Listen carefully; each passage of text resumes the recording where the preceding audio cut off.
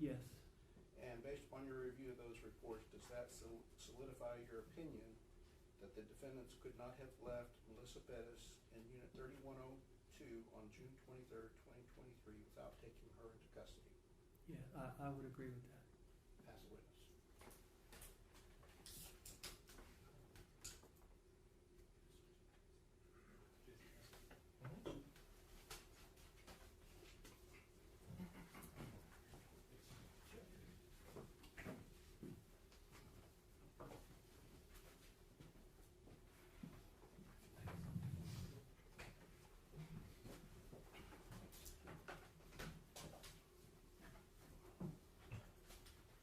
Good afternoon, Mr. Duke.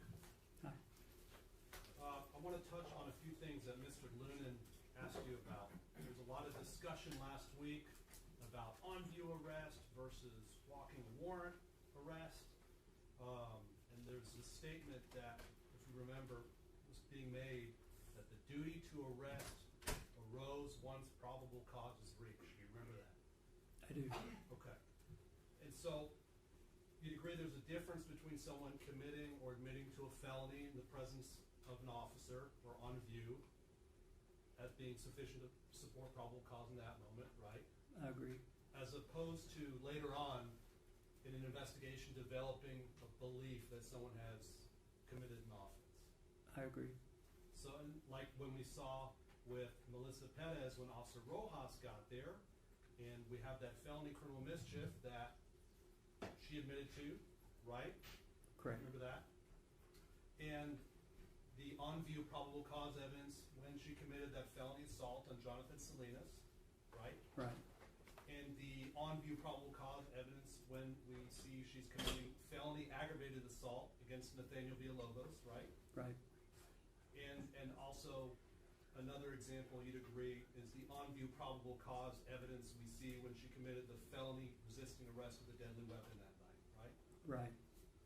In fact, Mr. Looney correctly pointed out several times that, and tell me if you agree, that if a felony is committed in view of a peace officer, an arrest can happen in that moment without a warrant, right? I agree. So in this case, if we were to agree with Ronald Soto's opinion that there's clearly a murder committed here by these officers, despite only 2 bullet wounds, it was within the view of a dozen other officers, right? Well, yes, that's correct. All these officers who saw it firsthand, did you see any evidence that they even contemplated a murder had taken place? No. None of the dozen assisting detectives who helped gather statements as a matter of procedure, did you see any evidence that they believed a murder had occurred when they were taking those statements? No. Even after these 3 officers sitting behind me had admitted to all the conduct that night. Agreed. So that's on view. Talking about the walking a warrant scenario, we talked about it being when you later develop an opinion as to that probable cause, right? Right. Assuming you have good information, of course. Correct. And then I think you testified, tell me if I got this wrong, that you take into consideration the sufficiency of that evidence, the flight risk of the offender, and the danger of that offender to the community. Correct. Okay. Mr. Looney kept saying when you have probable cause as though it's this triggering event in time. It's not as though when you hit that low standard of probable cause that you immediately have to go get a warrant, right? No. Especially if you're doing that later, after the supposed offense is over. Correct. Okay. There's a third alternative that I don't think we've talked about. Are you familiar with the term of filing a case at large or for review? Yes. Could you explain to the jury what filing a case at large is as a police officer? Well, after you've completed your investigation, you put the case together and you forward it to the district attorney's office. You're not making a decision whether the person needs to be arrested or not. You're giving the district attorney the option of deciding what needs to be done, whether they want to take it before a grand jury, or if they want to dismiss it. So at that point, the ball's in their court. And does that allow the district attorney's office, in your experience, to do further investigation if it's warranted? Yes. Does it allow them to go back to the filing detective and ask the detective to do further investigation? Yes. Have you ever submitted in your career a homicide at large for review by the DA's office? Yes, many times. Many times. Have you ever had the DA's office reach out to you after filing a case at large, asking you to do some follow-up investigation? Yes, many times. In fact, isn't that typical for officer-involved shooting cases? Yeah, I wouldn't say it was not typical. I mean, yeah, it's typical. Of all officer-involved shooting cases, are most of them filed at large, warrants walked, on view? What's your experience with that?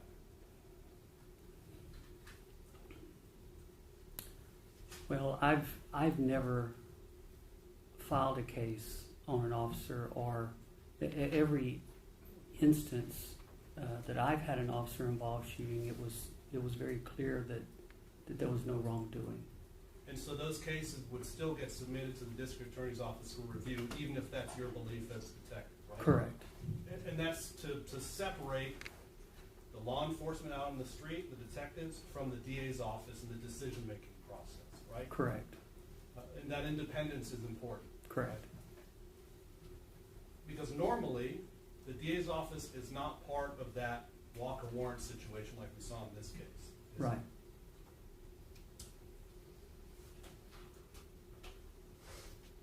In cases where someone may have died, would you agree with me that it's all that much more important to be patient and deliberate in gathering and evaluating the evidence in your investigation? You've got to be thorough. You can't rush to judgment. You've got to make sure. I mean, everybody involved deserves a thorough, complete investigation. Everyone, whether you're an officer or just a regular person on the street? Regardless of who, everyone is entitled to the same. And that's especially true when everybody at the scene of whatever it is that happened didn't believe in the moment that a crime had occurred, right? I agree with that. He can't testify to that, Your Honor, what everyone at the scene believed. Sustained.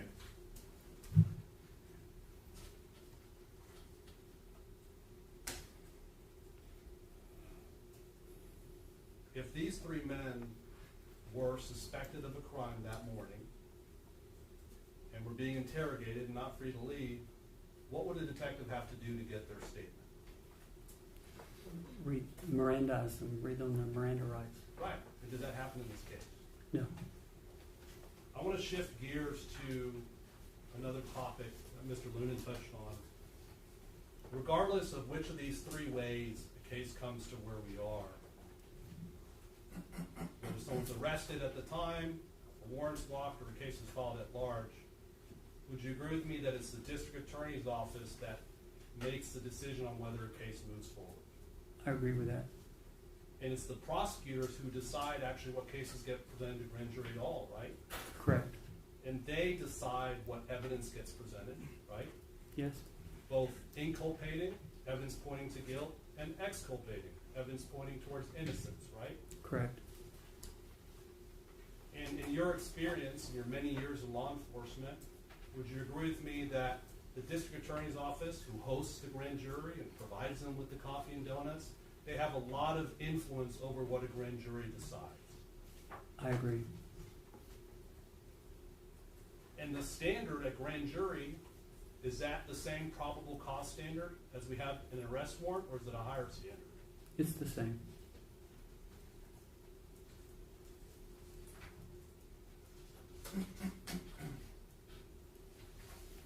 Mr. Lunan talked about the involvement of the family in cases like this, and he asked about discussing whether to get a warrant on someone and whether you consult with the complainant or next of kin. These cases, let me ask you, they're not the victim, Melissa Perez, versus the defendant, right? That's right. It's not Melissa Perez versus Alfred Flores. Correct. It's not Melissa Perez versus Eleazar Alejandro, right? Correct. And it's not Melissa Perez versus Nathaniel Villalobos, is it? Correct. It's the state of Texas versus these officers, right? Right. Because and would you agree with me that as victims or next of kin, we can't be in charge of or have any say over our own cases? Can we? No. We can't be objective. No. The government is supposed to be impartial and objective. You'd agree with me, right? Yes. Their duty is to seek justice, right? Yes. Now, you've dealt with next of kin many times in your many years working homicides, right? Yes. Sometimes you have to break the news to the family that there's just not enough there, right? Sometimes, yes. And that's your job as law enforcement to make that decision to tell the family what's going to happen, right? That's right. It's a hard part of the job, but it's part of it. Even if they disagree with you. Correct.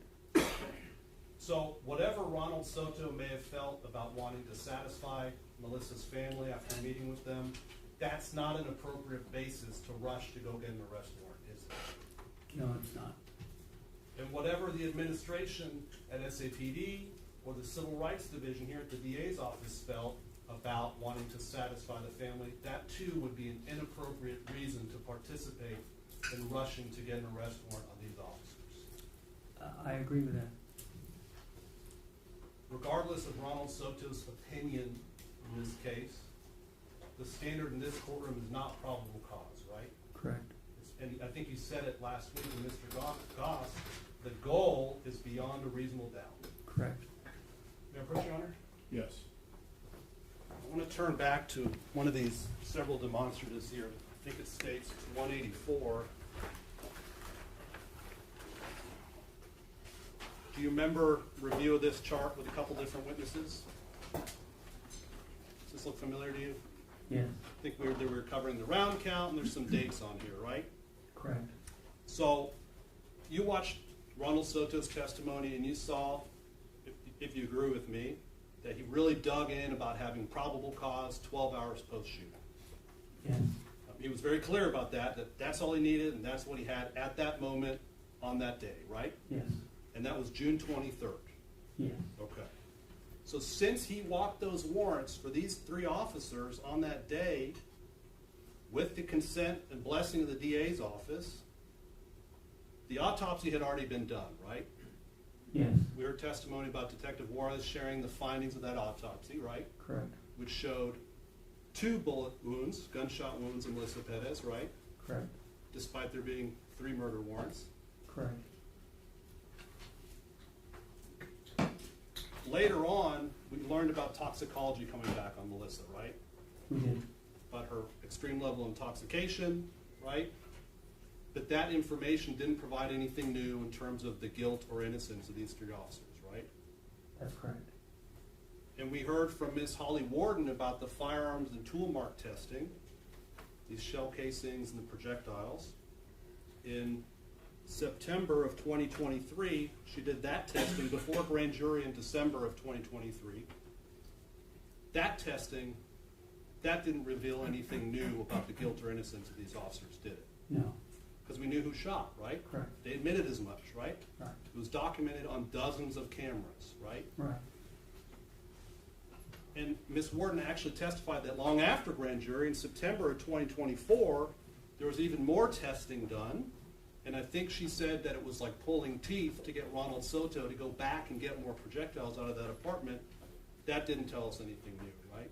That's right. And the same occasion where he again failed to get a Leica scan, we didn't learn anything new since that first threshold of probable cause that Ronald Soto reached at the beginning. That's correct. So if Ronald Soto only had probable cause on June 23rd, 2023, which he said time and time again, and the DA's office was on board at the time, and there's no meaningful investigation that changes anything since that time, what standard are we at? We're still at probable cause. And that's without consideration of any exculpatory or justification evidence, right? Correct. Ronald Soto ignored the fact that Melissa Perez placed an entire apartment complex of sleeping families in jeopardy. You agree with that, right? I do. He ignored the fact he ignored putting any meaningful effort into properly investigating that criminal mischief that put all those families in jeopardy, right? Yes. And he ignored the fact that Melissa committed felony assault on Officer Salinas. Do you agree with that? Yes. And so when Mr. Lunan kept asking about her purpose that night, Melissa's purpose that night, asking for your opinion on that, would you agree with me her purpose was assaulting officers that night? Yes. Because when someone runs at you with a hammer, it's not to say hello, right? No. It's to hurt you, right? I agree. And we know based on Melissa's own statements throughout that night, she was never leaving that apartment willingly, which No, she wasn't. she was not going to jail no matter what. That's right. Further, Ronald Soto ignored the fact that Melissa Perez committed aggravated assault on Officer Salinas by swinging that hammer at him. You'd agree with that? I agree. Which is her use of a deadly weapon that could cause serious bodily injury or death, right? That's right. And Ronald Soto ignored the fact that Melissa Perez committed an aggravated assault on Officer Villalobos. You'd agree with that? I agree. By her use of, once again, a deadly weapon, right? Yes. And all these things she did intentionally and knowingly, didn't she? Yes. And not to belabor the point here, but he also ignored the fact that there was a bedridden old man in that apartment who was defenseless against whatever it was that Melissa might do that night. I agree. So after all of that, all we have is Ronald Soto's version of probable cause, right? I agree with that. Based on statements taken as a matter of standard procedure, because unfortunately, we see officer-involved shootings happen that aren't criminal at all. Right? Correct. Yes. Because sometimes officers have to do what they have to do, right? Yes. They have to assert that right to go home, right? Yes. To go see their wives, right? Yes. Go see their kids. Right? Correct. And continue serving their community. Correct. So Ronald Soto's probable cause is the same evidence in 2023 as what we have now, right? I agree with that, yes. And I'm sure you remember Detective Soto's testimony about the foundation of his belief that day and why he walked those warrants. It was because Melissa Perez was back in the hallway, right? Yes, that's And right. so we learned that for the first time in 845 days, we saw it in real time. Detective Soto learned that she wasn't just 1 or 2 or 3 or 4 or 5. She was 6 steps closer within just feet of Alfred Flores that night, right? I agree with that. And that was the foundation of his getting those arrest warrants. That's right.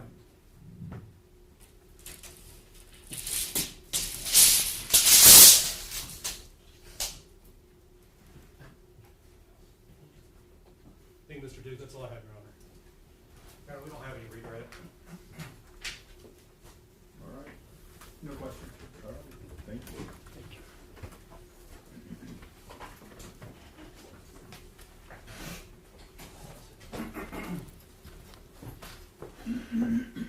All right, defense?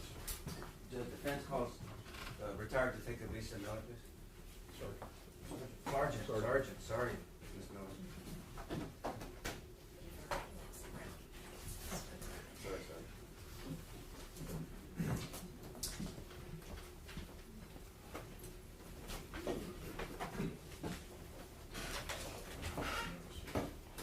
I'm gonna swear you out. Yes, sir.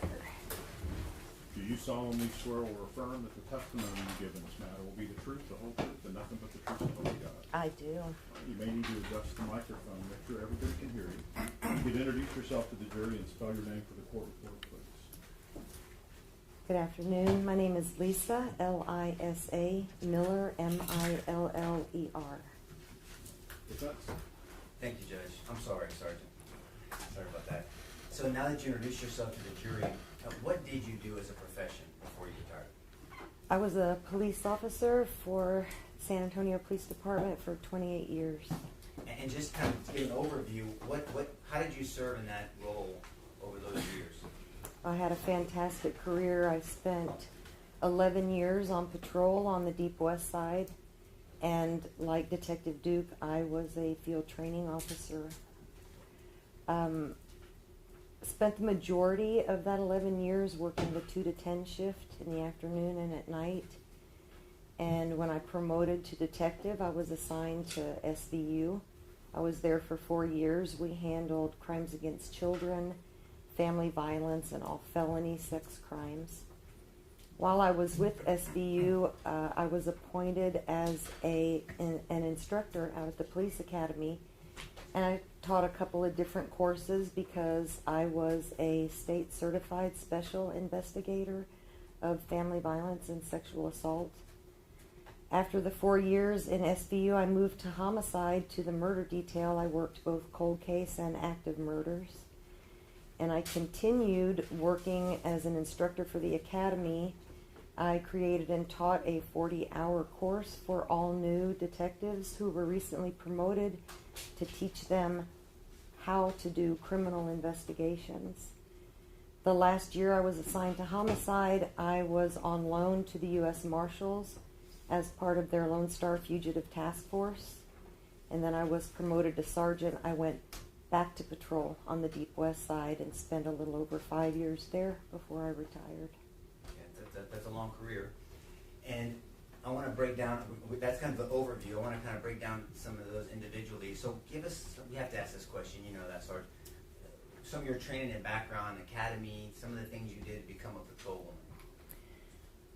To become a patrol... Yeah, just to become a police officer. Oh, in the academy. Yeah, the foundational education you get in the academy, it was 6 months long when I was 7 or 8 months long. But you're taught traffic code, alcoholic beverage code, health and safety code, family code, penal code, the code of criminal procedures, the San Antonio Police Department's general manual. You're taught tactics. The physical aspect of the academy is unbelievable. If you guys ever get a chance to do the Civilian Police Academy, I don't even know if they're still doing that, but I would strongly suggest it if you want an eye-opening experience to what it's like to be in the police academy. And so then, at some point, you had your field training officer, you were on probation, and you went on patrol for those 11 years, correct? Yes. Okay. And then you think you stated to the jury that you promoted to detective? I did. And you used an acronym, SVU. I know what that means. Will you tell the jury what that means? It's a Special Victims Unit. And what did you investigate when you were a detective for the Special Victims Unit? I started out working because that unit is divided into 2 separate parts. It's divided into the sex crimes part and the family violence part. I worked in both of those sections, and both of those sections deal with family violence, crimes against children, and all felony sex crimes. On average, I know you don't have the stats in front of you. How many cases do you think you handled a month? Oh, that unit is understaffed and overworked. It was common, probably, for every felony investigator to be assigned at least 20 cases a month. Now, did you tell the jury that as serving in your time as a detective for the SVU unit, that you ended up teaching at the academy as well? I did. I taught 2 courses while I was in SVU. One was intermediate child abuse for patrolmen who were trying to upgrade their certifications, because there's 4 levels of certification as a peace officer. You start out basic, and then there's intermediate, and then there's advanced, and then there's master peace officer, and that's the certification I held when I retired. Intermediate child abuse is a mandatory course that they have to take so they can get upgraded in their certification. And then I taught senior leadership and newly promoted sergeants the special victims sexual assault and family violence course to bring them up to date on the current laws. Now, you ended up writing the curriculum for some of these courses, correct? I wrote the curriculum for all of those courses, Okay. yes. Sorry about that. Now, at some point, you were transferred from SVU to homicide. Correct.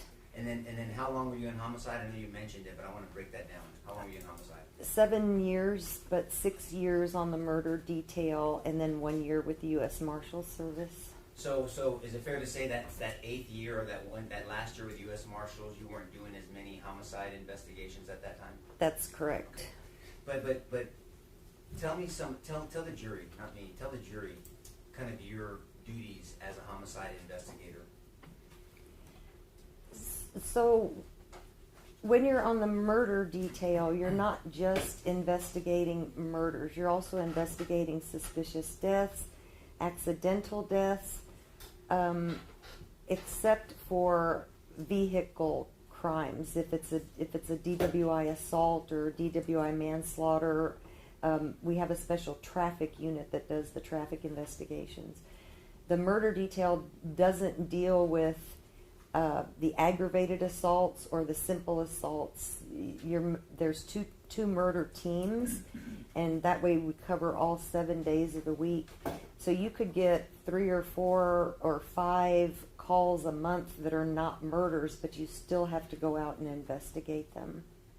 Now, I believe that at that point, did you end up again serving SAPD by teaching or writing curriculum for homicide detectives? Not just homicide detectives, but for all newly promoted detectives. So what was that curriculum? What did it look like specifically for the homicide? Well, let's do one thing at a time. Let's do the new detectives first. Okay. So what is a criminal investigation, just in general? Because whether you are an investigator for SVU, or if there's an investigator for property crimes or for homicides, there needs to be a framework of what a criminal investigation is. Can you please explain that to the jury? So a criminal investigation is a legal search for people, witnesses, or things, evidence that can be used to help you recreate an incident that may be criminal and the mental state that accompanies that criminal activity. It is a patient and thorough and thoughtful exercise working backward in time from the known to the unknown, and the goal of it is to find the truth. The thing that's frustrating about that is because finding that truth depends on what your witnesses are willing to tell you and what the evidence can show you. So I guess, I'm assuming, well, I know, but for their sake, most homicide investigations, it's hard to find witnesses. Is that a fair statement? You would be surprised, but people lie to the police from time to time. So it makes investigating homicides very difficult. And at some point, we're going to bring your attention to this investigation by Detective Soto, because that's not what we had here. We had a lot of witnesses and people willing to talk. Is that a fair statement overall? Yes. Okay. So that's a general now. So as a homicide investigator, you did that for 70 years. How many homicides over those 7 years do you think you investigated? If I had to guess, I'd say somewhere around 80. Roughly? Give or take? Give or take. Okay. And you mentioned cold cases. Is that the time that you investigated cold case murders as well? No, I don't even count that. Okay. At what point did you get into that type of investigation? That was the few months right before I went over to the Marshal Service. And what is, just so we don't leave this hanging for the jury, what is considered a cold case? There's not a specific time frame that you reach that you say, okay, now the case is cold, because you can have a detective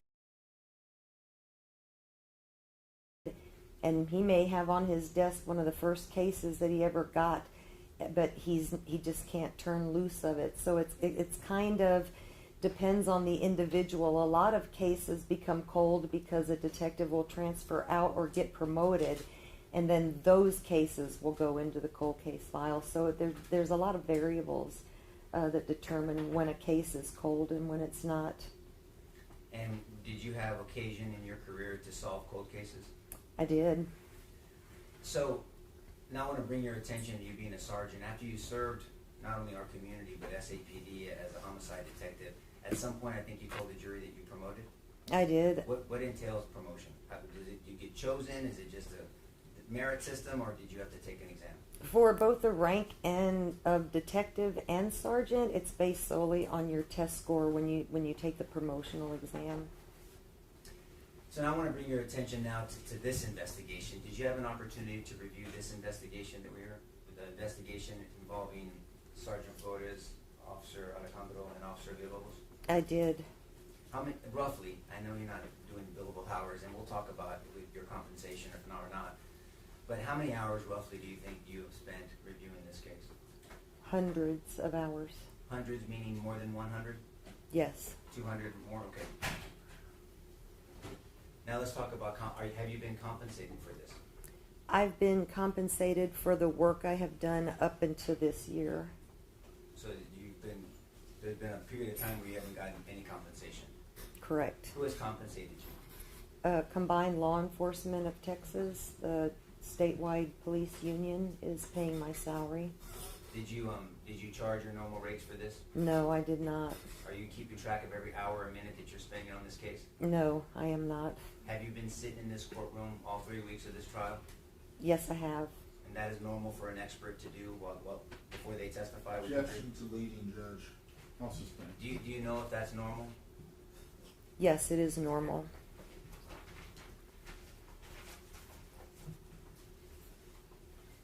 I guess in general, do you have an opinion on how this investigation was handled? Yes, I do. May I ask you what that opinion is? Looking at the totality of the circumstances of this case and the paperwork that was generated by Detective Soto, I believe this investigation was corrupted by the insertion of a bias, making a decision too early in the investigation without examining all of the evidence before a conclusion was reached. So let's talk about, you mentioned the word bias and you corrupt, and you're not talking about someone who was paid off corrupt, you just mean affected. Is that a fair statement? Objection to leading again, Judge. I'm just trying to clear it up. We're really trying to clear up the situation, Judge. Overruled. Okay, thank you, Judge. I mean, so you don't mean corrupt as in someone's getting paid off? No. Okay. But I want to talk about why you think it was corrupted. You mentioned bias. Are there pitfalls to an investigation? Yes, there are actually 3 major pitfalls that a good investigator needs to be aware of and try to avoid. The first of those is your emotions. Especially in homicide investigations, it's disturbing to go to a crime scene. It can upset you to go to a crime scene. Some of them are gruesome. Some of them are heartbreaking. You have to leave your emotion at the door when you get back to the office to start working on your investigation. That's the first one. The second one that takes a lot of self-reflection, and you have to be honest with yourself, is you have to avoid any personal or professional biases that you may have. And they can be things that you're not even aware of, and I'll give you this as an example.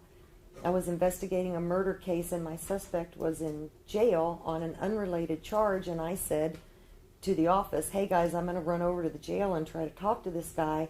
And everybody started laughing, and they said, that's a hardcore gangbanger. Why are you going to waste your time going over there and talking to him? He's not going to tell you anything. Well, that's a professional bias. If you've already decided who this guy is, none of you know him, but you've already made a decision about him, that's a professional bias, and you have to be aware of those. The third thing, and this is what Sherlock Holmes describes as the bane of investigations, is to, instead of forming a theory or a hypothesis about what possibly happened and working until you're left with what probably happened, you jump to a conclusion before you have gathered and analyzed all of your evidence. That is probably the worst mistake an investigator can make, and I believe it's the one that Detective Soto made in this case. So what's the overall objective? I mean, if you could boil it down, what's the objective of a detective when they're investigating a murder scene? A murder allegation or some type of murder allegation or scene, whether you think it's a murder scene, you're trying to get to the bottom of that. What's your overall objective? It's to find the truth. So directly, you were in court when Detective Soto testified? I was. I want to ask you about something. he testified before this jury that when he walked onto the scene, he said I have concerns. Did you hear him say that? I did. Do you have an opinion of him saying that, and should he have said it, or what that would mean, and how would that affect maybe his investigation moving forward? I think Detective Soto has a remarkable ability to jump to conclusions. He forms opinions of things too early in his investigation.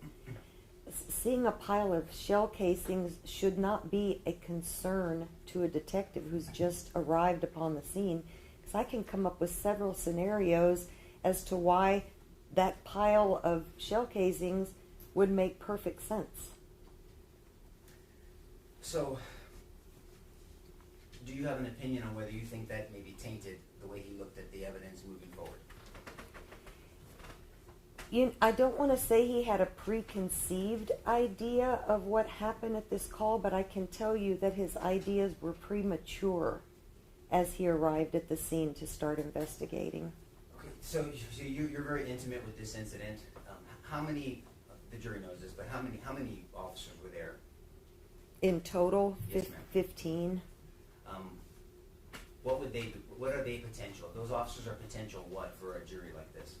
They're all witnesses, some of them actors.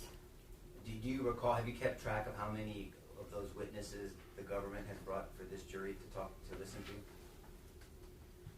I only recall 2. Officer Rojas? Yes. Officer Ramos?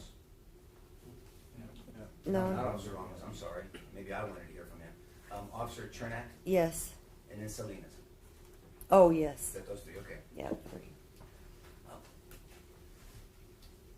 What witnesses would you, if you were the detective in analyzing this investigation, would you have wanted to speak in trying to investigate the truth of this incident? I think the first witness I would have tried to contact was the 911 caller who called the police that night and gave the description of Miss Perez. She was an eyewitness to some of the behaviors that were happening, and I was a little disappointed to see that she was never contacted in the investigation. How about the officers in front of the incident? Well, obviously, we've seen the body cam, but the officers in front of it, would it have been important for a detective to talk to them and find out what they were thinking at the same time as the 3 officers behind me? Yeah, so reviewing the videos, I identified a total of 7 officers, and there may be more, but I identified 7 officers who at one time or another drew their weapons and pointed them at Miss Perez. 3 of those officers fired. The other 4 did not, and I was very curious as to why they did not. So I contacted 3 of them and had conversations with them about that. Detective Soto did not bring those other officers. I don't even know if he realizes how many officers drew their weapons during the course of that whole scene. Are you aware that when an expert testifies, they can rely on hearsay? I am. Okay. So I want to talk to you about these conversations you had with these officers. Who did you contact first? Maria Salinas. Will you please describe this jury your conversation with Ms. Salinas? There were 2 times during the incidents where Officer Salinas drew her weapon. One was when Officer Villalobos was alone on the patio. She drew her weapon, and she drew her weapon again during the actual shooting, although she didn't fire either time. I asked her why that was, and she said, I would have fired, but there were officers in front of me, and I knew it was not safe for me to do so. And that's good training, right? Because you have to know what's in front of your target. Obviously, it would not have been safe for Officer Salinas to shoot because there was officers in front of her, correct? Correct. Okay. Who's the second officer that you spoke to? Travis Thompson. Will you please share with this jury what your conversation with Officer Thompson was like? We went over his general thoughts about the entire circumstances that led up to the shooting. He said he did draw his gun, And the reason he did not fire is because he lost sight of Miss Perez as she moved to the back of the apartment. And who's the third officer that you spoke with? That was Officer Ramos. Will you please share the conversation with Officer Ramos? Officer Ramos said he drew his weapon when Officer Salinas was on the patio and being struck with the candle, but he said he honestly does not know why he did not shoot. Is it important for a detective in an investigation like this to consider Chapter 9 of the Penal Code? Absolutely. In general, can you describe, they've heard some of it, but what Chapter 9 references? Chapter 9 provides the justification for what would otherwise be illegal activity. It tells you when you are legally allowed to protect yourself, when you're legally allowed to protect a third party, and when you're legally allowed to protect your property, both by using physical force and by using deadly force. Is it important for a detective to consider those justifications when you're making a determination of whether to charge someone with murder? Yes, it's not just murder cases where you have to take justifications into consideration. Anytime you're investigating any crime, there's all kinds of caveats written into the law. We can call them an affirmative defense or a defense to prosecution or an exclusion to prosecution or a justification for the activity.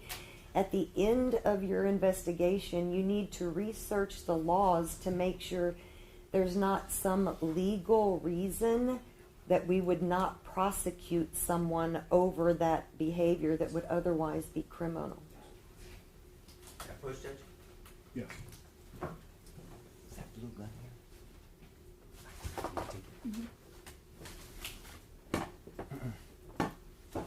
Are you aware that this is a fake gun? It's a training gun, correct? Yes. You can tell. I mean, you can tell that the slide does not move, the barrel is not real, and the trigger does not move, correct? Sergeant? Yes. Okay.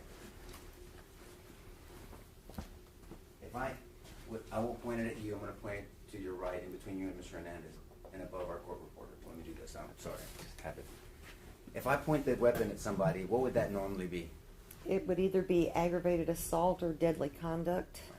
Ag assault with a deadly weapon specifically. Yes. That would be a second-degree felony. Yes. And so that is illegal behavior if there's not a justification for me to point this weapon at somebody. Is that a fair statement? That's correct.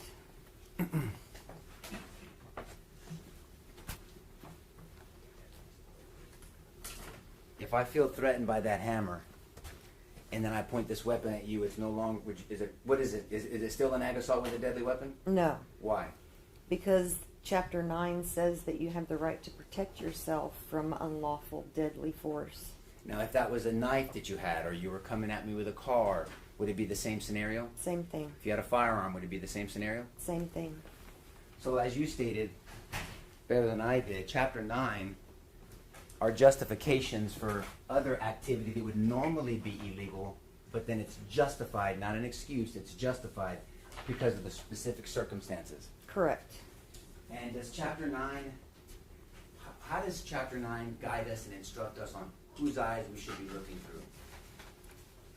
Chapter 9 specifically tells you that it is the eyes of the beholder, the person who is involved in the use of force. Not what some bystander believes, but what the person who's actually using the force believes. May I approach again, Judge? Yes. So in our scenario, I won't give you the hammer again. If I'm going to stand here near the jury. So what Chapter 9 says is for us to hand the glasses of the actor to the jury or to the evaluator, for them to look at the situation through my eyes holding the weapon. Correct. Is that a fair statement? Yes. And should those same glasses, Chapter 9, we'll call them Chapter 9 glasses, should those Chapter 9 glasses be handed to Officer Villalobos, Officer Alejandro, and Sergeant Flores? Yes. Under this circumstance? Yes. This analysis. Before we move forward, I want to go back to Maria Salinas, because there was some back and forth that you heard about what she said in her statement, whether she could testify, and what she saw on the first swing. You remember that? Yes. Judge, may I approach again, Judge? Yes. So before the three officers behind us discharged their weapon at the same time, did you see Officer Villalobos try to reach into the apartment? Yes. What was he trying to do? To unlock the patio door. Do you have an opinion on whether that was part of a bigger plan to apprehend Ms. Perez? I don't know if it was part of the plan at the time, but I know he was trying to create a way to get into the apartment. And you recall that ordeal where Melissa Perez came at him with a hammer and he had to move back. Yes.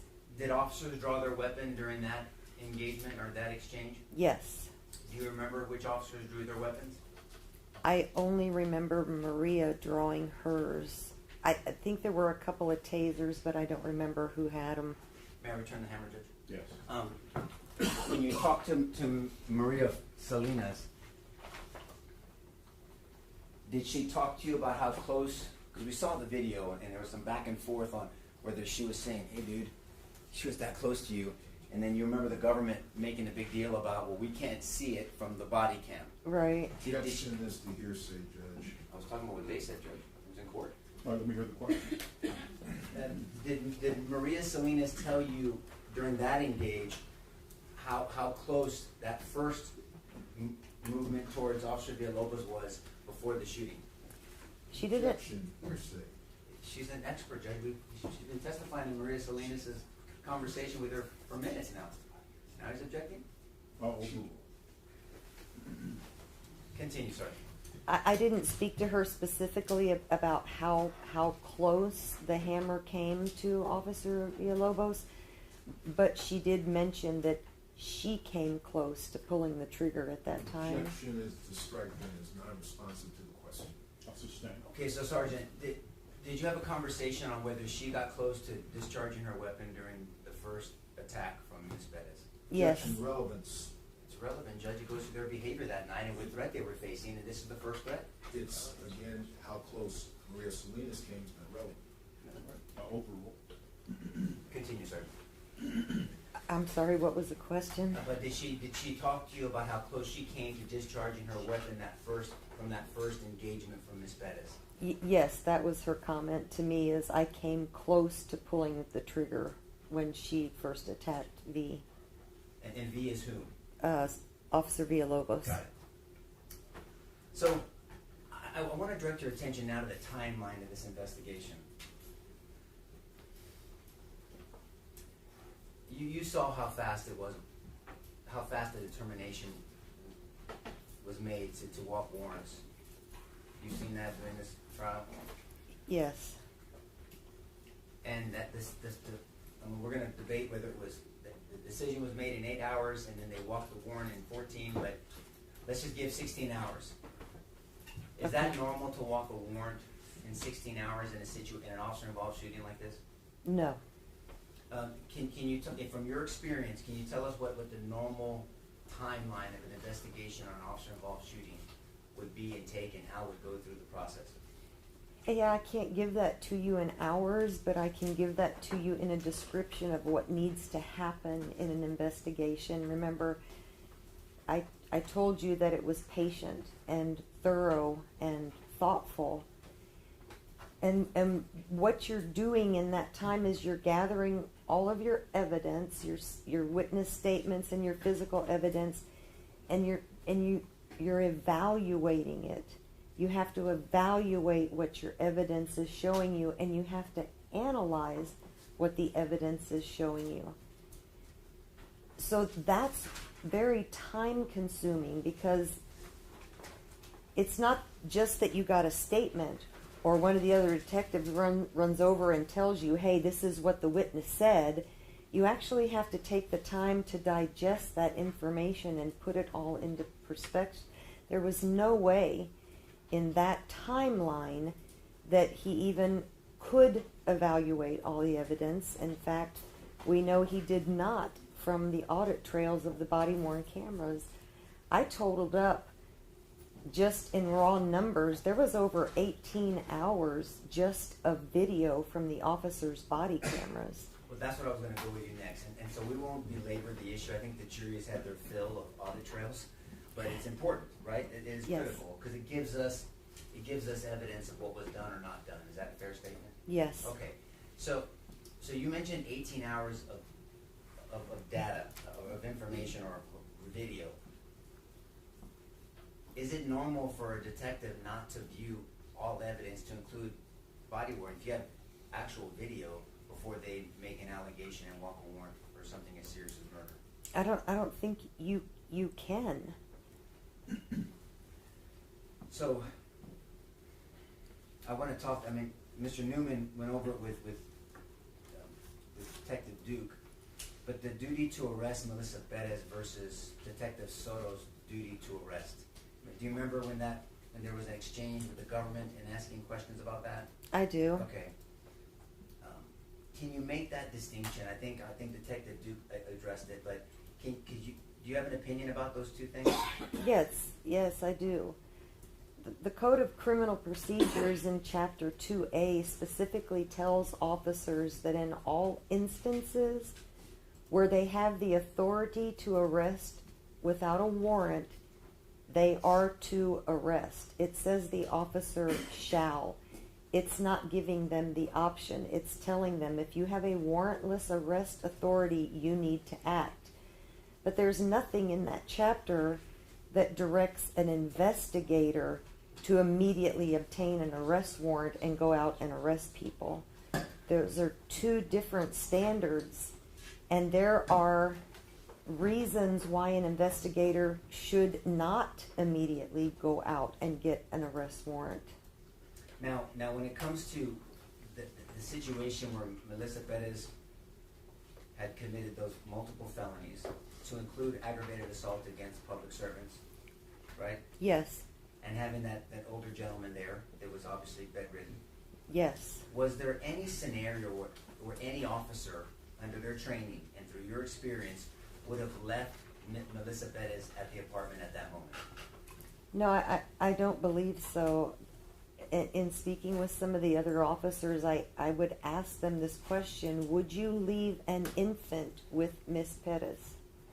And of course the answer would be absolutely not. And that's because there are groups in our society that receive special attention from our legislatures. They've made laws up specifically for them, and that is the elderly, the very young, and the disabled. And so police officers feel a special protectiveness over those classes of people because the legislature has told us they need special protection.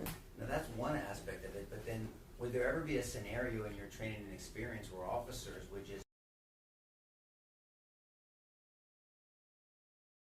aggravated assault against peace officers? Never. So when we talk about that incident, you said there was 15 officers there. How many other sergeants were there? There were a total of 3 sergeants there. It was Sergeant Flores, Yes. Sergeant Rivera, and Yes. Sergeant Robertson, correct? Yes. Okay. Now, in your evaluation of this incident, did you come to find out whether any of the officers or any of the sergeants disagreed with what was happening at that moment on the plan to apprehend Ms. Perez? No. Did you feel in your investigation that Sergeant Flores, Officer Alejandro, or Officer Villalobos were acting rogue and against the orders of some higher authority? No.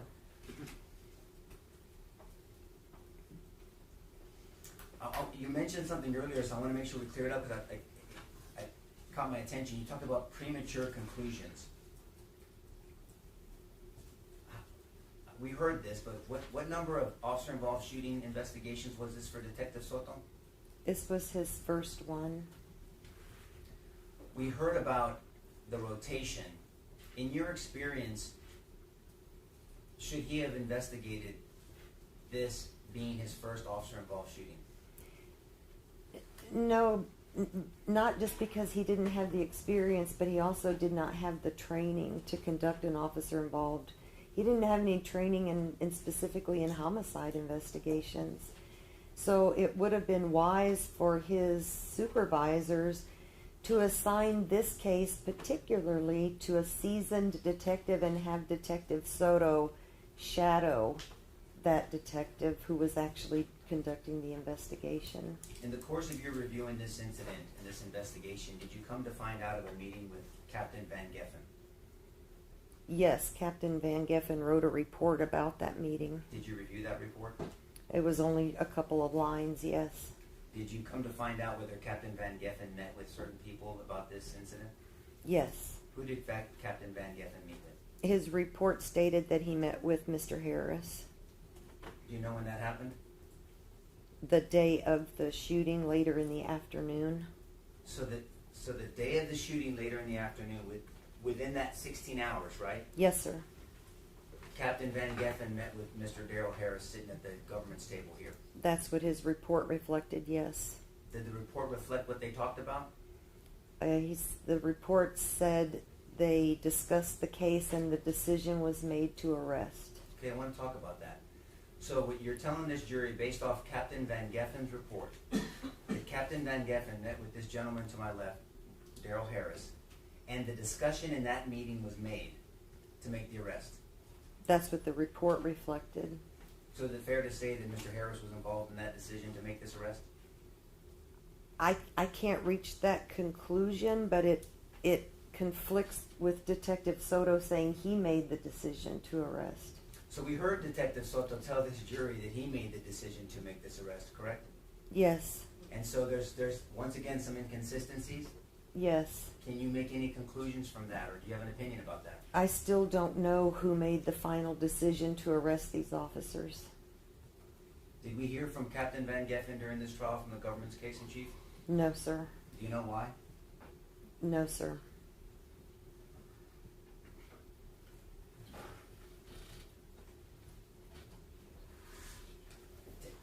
Can you tell us, because is that normal for the DA's office to be on the front end of an investigation? Not when I was assigned to homicide, it wasn't. Is it fair to say that the DA's office is a reviewing agency, not an initiating agency? That was my experience Can you with them. explain what an initiating agency is to this jury versus a reviewing agency? The initiating agency would be the Bexar County Sheriff's Department or the San Antonio Police Department or Balcones Heights Police Department, anyone within Bexar County that is the investigating agency of an incident. And then we would take it, they have an input section at the DA's office. You take your case file and give it to intake and they review it and they decide whether to accept the case or reject the case, or sometimes they accept it with a but I need you to do these things before we'll move forward with the prosecution of it. Do you have an opinion on what that does to an investigation when the DA's office is front-ended? They become initiating portion, they serve in that role? I think there has to be a division between those two agencies so that the DA's office is able to maintain its neutrality and not be influenced by what the detectives think or what the police are doing. Is it so since now we have evidence, we have a report that says that the DA's office, specifically Mr. Harris, was in a meeting with Captain Van Geffen, could it have been possible for the DA's office to have reviewed all this evidence before the decision to arrest these three men behind me? Oh, absolutely not. So you're saying that the DA's office couldn't have reviewed this evidence, nor could any of the detectives? No, because the ballistic evidence had not even gone to the crime lab yet. The autopsy had not even been performed with the results back from that. There was so much evidence that was available to be analyzed, and nobody analyzed it. I want to direct your attention to the prosecution guide of Detective Soto. Oh. Well, you made a noise. Well, why did you make that noise? I'm hard-pressed to call it a prosecution guide. Okay, well, first of all, what is a prosecution guide? And then I want to go back to why you made that noise. What is a prosecution guide? A prosecution guide should be a road map that the detective writes describing all the steps of the investigation, the things that were done, the people who were excluded as suspects, what the evidence showed, how it was applied to the investigation. Anybody should be able to pick that prosecution guide up and read it almost like a storybook that will take you from the beginning of the story to the conclusion at the end of the story. Should a prosecution guide consider self-defense and defense of third person in its analysis? Absolutely, especially when the people that you're looking at are claiming self-defense. Yeah, so you made a distinction. You might not look at self-defense on your own as a detective, but when someone is claiming self-defense and defense of third person, you should explore that thoroughly. Is that a fair statement? You have to explore that thoroughly. So now I want to go back to why you made that noise. So what about that prosecution guide in your review of it do you obviously disagree with? Oh, remember I told you that I thought the investigation was tainted. I'll use that, a better word than corrupt, but I found the evidence of my thoughts because the entire prosecution guide is full of confirmation bias, where important information about the things that Ms. Perez did were mischaracterized or completely omitted from the official records. I can point out to you page after page after page of confirmation bias that appeared to me that a conclusion was reached, the decision was made to arrest the officers, and all Detective Soto looked for from that point forward were the things that shored up or confirmed his conclusion. Let me ask it this way.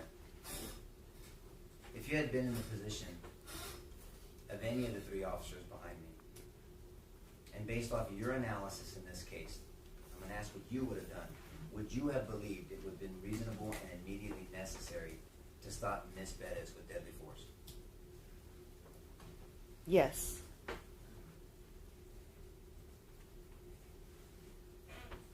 Pass it, Mr. I'm wondering if we might. We might take a break. All right. Members of the jury, let's take a short break. We'll let you know when we're ready. All right, the jury.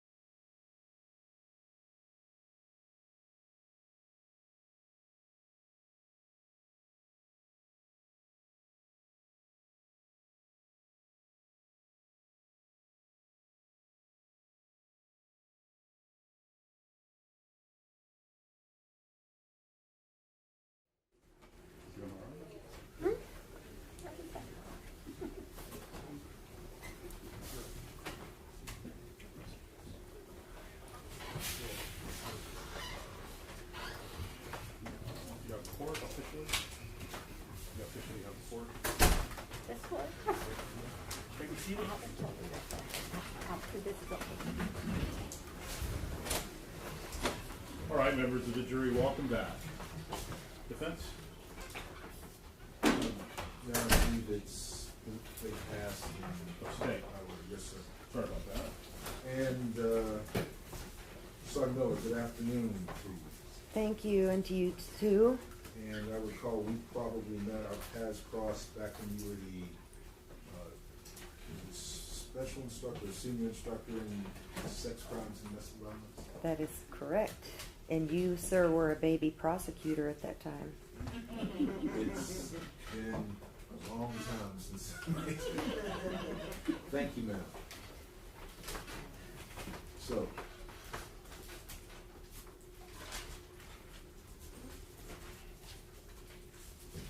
I'd like to go through and my review of your testimony. You indicated that you would like to have talked to the initial 911 caller. IDR lists her as Mary Ann. Now, you agree with me, the initial 911 call was made at about 11:32 on the 22nd, correct? Yes, sir. And that ultimately, our ultimate conclusion, shots are fired at or about 02:02 hours on the 23rd, correct? Yes, sir. And so that 2.5 hours time, we're here not because of the criminal mischief, state jail level or misdemeanor to the fire alarm. We're here because of the officer involved shooting, the death of Melissa Perez. That is the locus, correct? The reason that we are here today, yes, sir. Okay, and I'm not aware, and maybe your review turns something else, I'm not aware that Mary Ann or any civilian has been listed as an eyewitness to the shooting. She was not, to your knowledge, correct? No, sir. Okay, so, and again, we don't know until we actually talk, but reasonably, you don't really expect Mary Ann, the caller for the criminal mischief, would have additional information about the officer involved shooting, do you? That would be a yes or no question. Yes, sir, I do believe Okay. she had additional information. Okay, and what would be the additional information to inform the trier of fact about the officer involved shooting if she's not a witness to it? Well, I'm not necessarily looking so far ahead that I'm in court when I'm doing my investigations, Yes, ma'am. but listening to the 911 tape, I would like to correct you on one thing, though, sir. It wasn't just a criminal mischief. It was actually a burglary of a building that the officers should have recognized when they first got there. So that was a felony. It was always a felony. They just didn't recognize what they had. When she went into that little storeroom, that's a burglary of a building. So I just want to start. But listening to the 911 tape, am I allowed to talk about what's on the 911 tape? I'm not sure. Well, hearsay rules are still in effect, but if there are observations you made. At the end of the 911 call, and Mary Ann, if that was her name, was on the line for quite a while with the 911 clerk. And at the very end of the call, the 911 clerk says, we'll call back if anything changes, if she becomes violent. And the witness says, yes, she has a tool in her hand and she's being violent. So I think that was something that needed to be explored. What was Ms. Pettis's continence at the time that the 911 caller called? Maybe not important to your case here today, but definitely important to me as an investigator. All right, ma'am. But again, you're here and testifying for this case, correct? Yes, sir. All right, ma'am. And you then spoke that there were approximately 15 officer witnesses, and they were all willing to talk to you, correct? I don't know if all 15 were willing to talk to me. No, sir. I said I contacted 3 of the 4 officers who also drew their guns but did not fire. All right, and I may have misstated your notes. You wrote, this case had a lot of willing witnesses. That was the statement you made on direct, correct? I think I made that statement, Judge, just for clarification. Yes, sir. He made the statement, and I did agree with it. Okay, so you adopted his statement. That's where I got from my notes. Yes, sir. So you spoke about talking to Officer Maria Salinas, who drew her weapon 2 times. You remember saying that to the jury? Yes, sir. Now, the first time she drew, that was when Officer Villalobos was in the patio himself, correct? Yes, sir.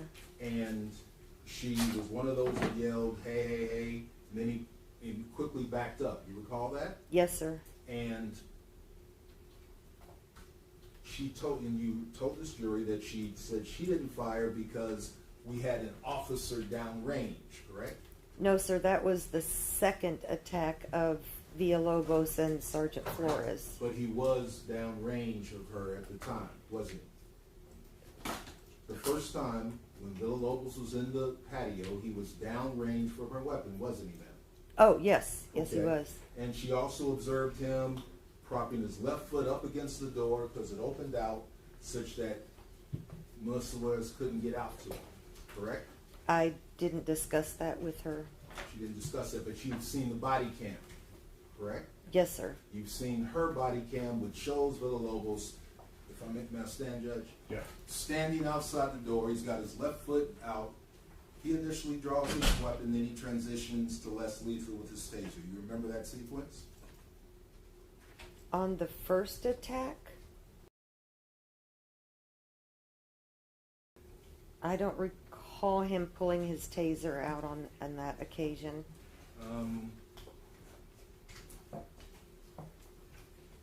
I mean, it may have happened. I don't recall that. Okay, let's, as they say, go to the tape.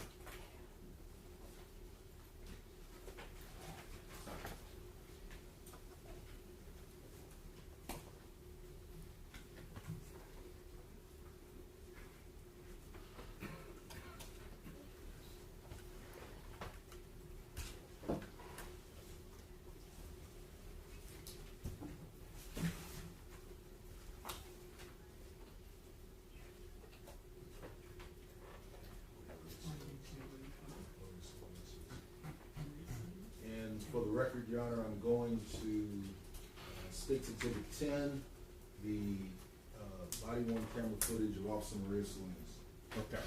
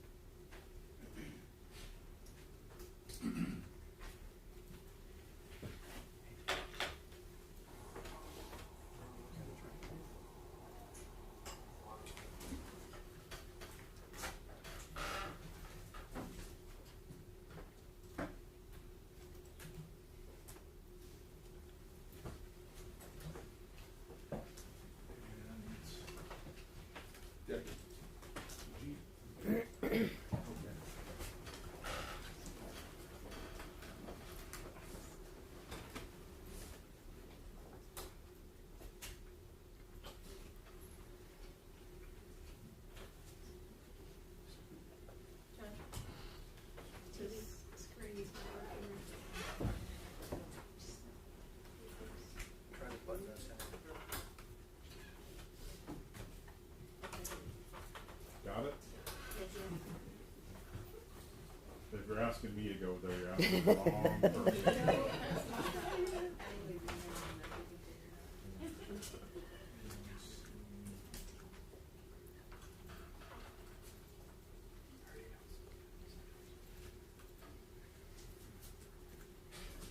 Apologize, Your Honor, I'm trying to recall when it occurred.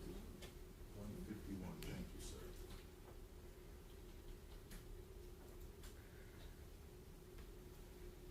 We are proceeding at approximately 01:50:29. Hey, I'm Sergeant Flores, Sergeant Police. Are you last time? Are you ready for? What's going around? Okay, hold on. They're getting the maintenance done.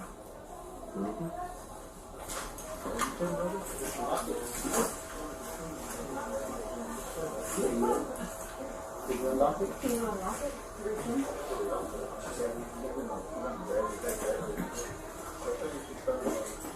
No, I don't. Shut up. Huh? You can't?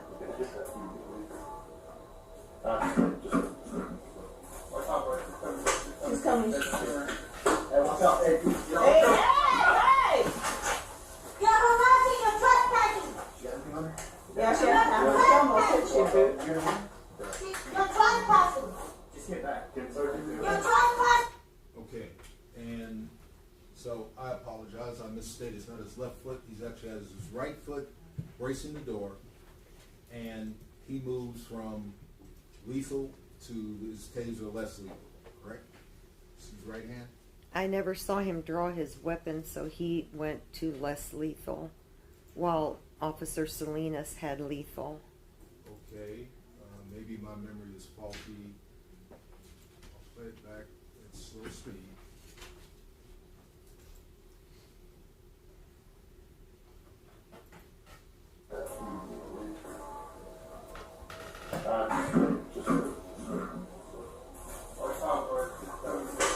She's coming. Hey, watch out. Hey, Hey, hey!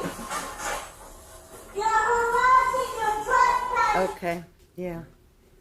And so his initial reaction, he drew lethal, and then he's got backup behind him, he goes to less lethal. Correct. That's general guidelines, less lethal, lethal, they work together, correct? Yes, sir. And you'd agree with me that from her vantage point, we can't see everything with the eyes reflect, we've heard that, but she has a friendly force, downrange, that would be an unnecessary risk, wouldn't it? I think that would have to be a judgment call. Would I be comfortable shooting? Probably not. All right, and we know that Officer Maria Salinas did not fire at that occasion. So Correct. the evidence might support she made that same judgment call. Wouldn't you agree? Yes. Okay.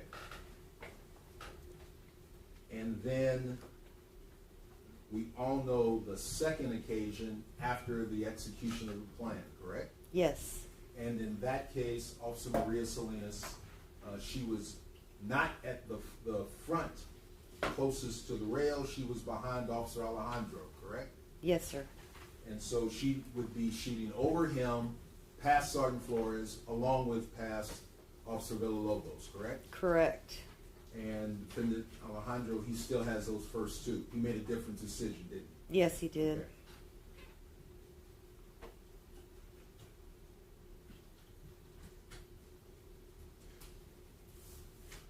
You then said that you talked with Officer Thompson, who drew his weapon, but he lost sight. He didn't fire because he lost sight of Melissa Perez. Now, and then Officer Ramos, you said you spoke to him, and he admitted to drawing his weapon, but he also. Now, do you remember how Officer Ramos was positioned? Wasn't Officer Salinas downrange from him when he stood outside the rail? Yes. Yes, sir. Okay. And I recall that even though Officer Jonathan Salinas first drew his service weapon, he downgraded it. You recall that? Yes, sir. That would indicate that he didn't believe throwing the glass. It is a crime, assault on a public servant, but he didn't consider the glass being thrown as deadly force by his own actions. You'd agree with that, correct? Yes, sir. Okay.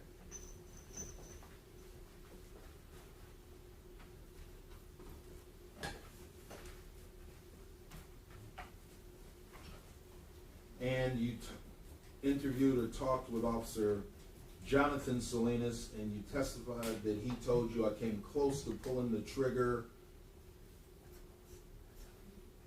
I'm sorry, I got this, my Salinas is confused.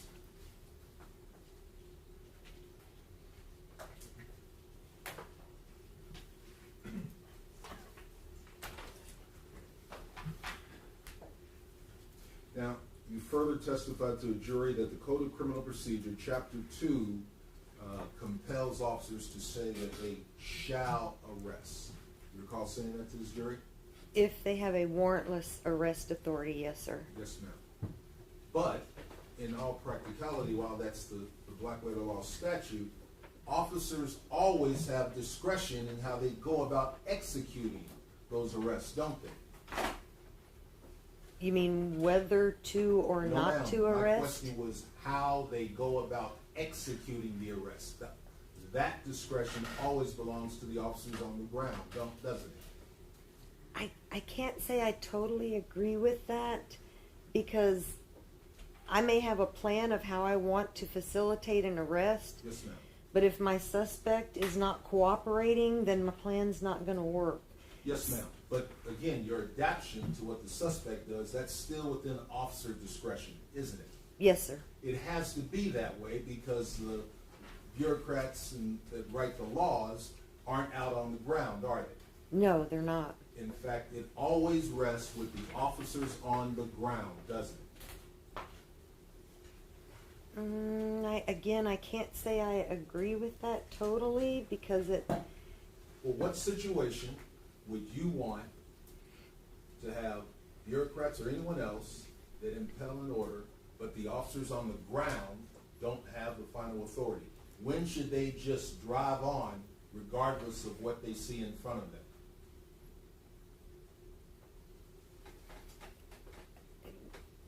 That's difficult to answer because Yes, there's ma'am, so but many you said you variables could- to it. You said you Judge, she asked her an couldn't agree. open-ended question. Can she think it through and answer, please? In addition, the question was vague. It's just open-ended, so let her contemplate an answer, please. Actually, it wasn't. My question was, you agree with me that the officers on the ground have to have the final say in how they execute an arrest.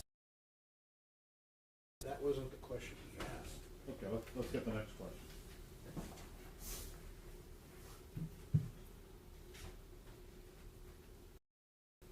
You testified that you would not leave an infant alone with Melissa Perez, correct? Yes, sir. And I'm thinking counsel asked you that, talking about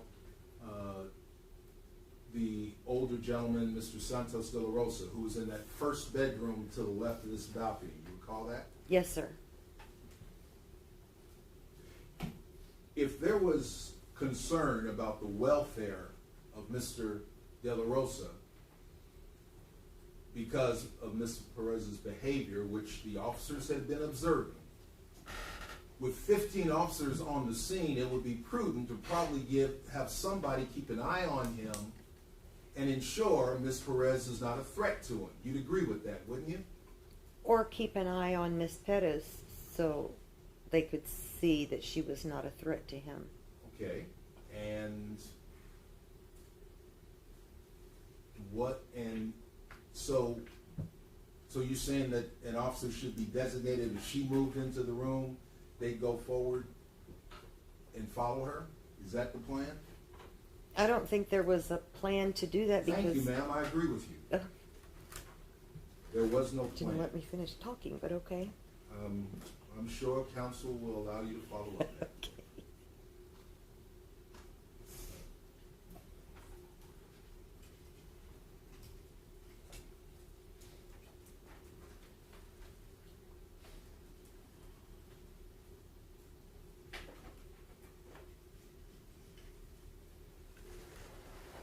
You testified that you should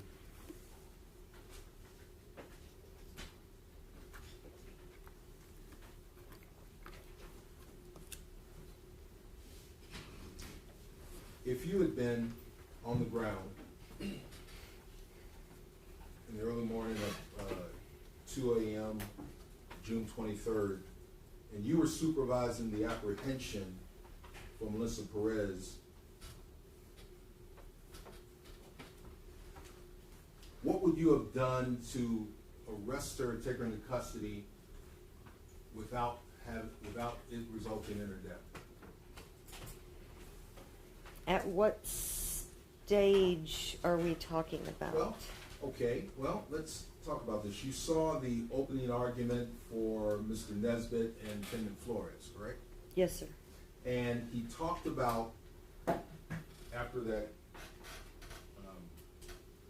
demonstration of how you used the word Melissa Perez compressed the distance between the officers in the patio and her inside the room. You remember that statement? Yes, sir.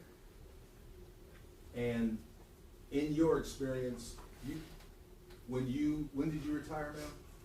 In 2020? Okay. And so you were always in compliance with TCLO requirements when you were serving, correct? Oh, yes. Okay. And you then familiar with the concept of distance plus cover equals time in a tactical scenario, correct? Yes, sir. Space between you and I and the time that it takes either one of us to close that distance, that provides extra time to plan, adapt, and react, doesn't it? That's correct. And it was, again, stressed that Melissa Perez from inside her home was compressing the time for the plan that Sergeant Flores carried out, correct? Yes, sir. But didn't he also close the distance when he sent Villalobos back into that patio? Don't the two work together? He was actually eating into his own decision cycle, wasn't he? It's a yes or no question now.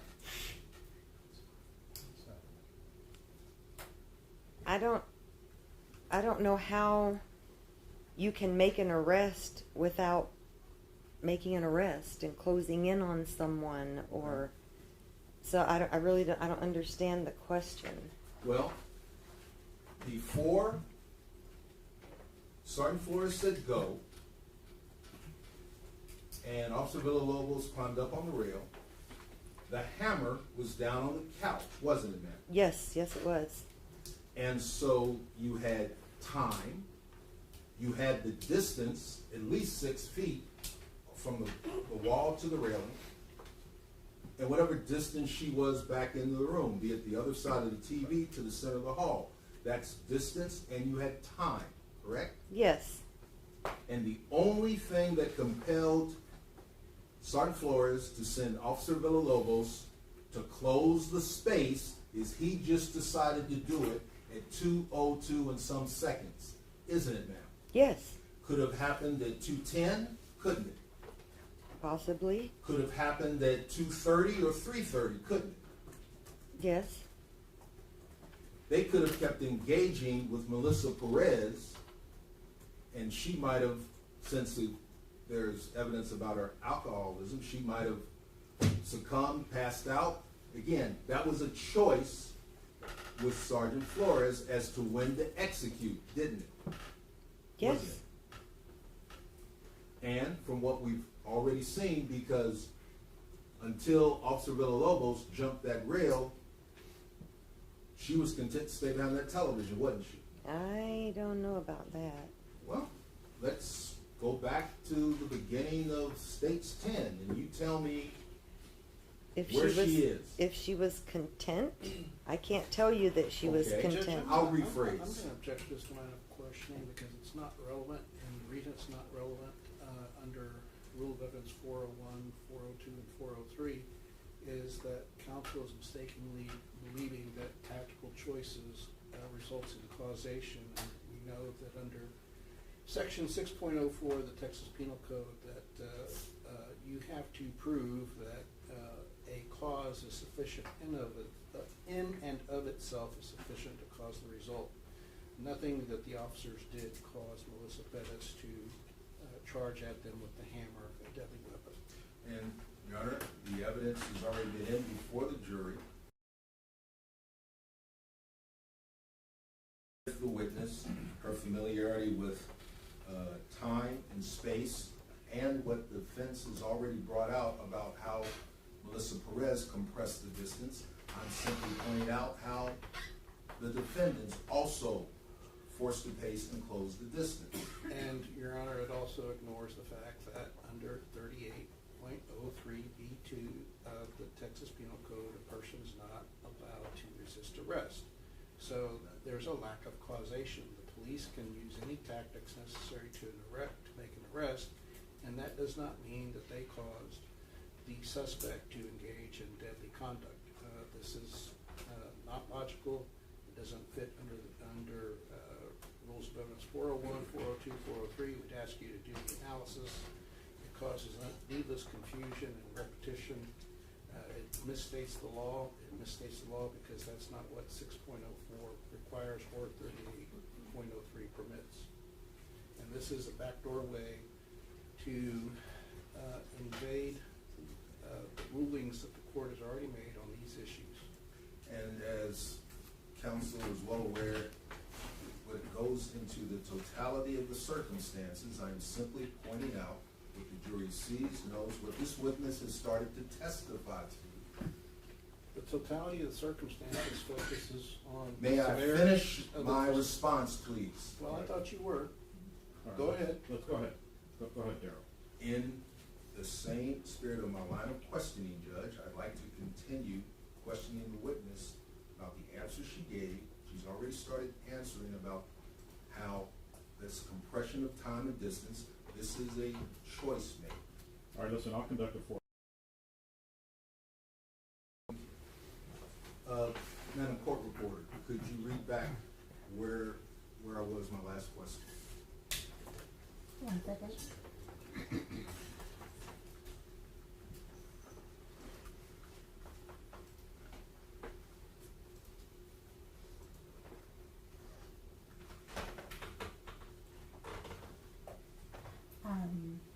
Question, well, let's go back to the beginning of States 10 and you tell me, answer if she was, question where she is, answer if she was content. I can't tell you that she was content.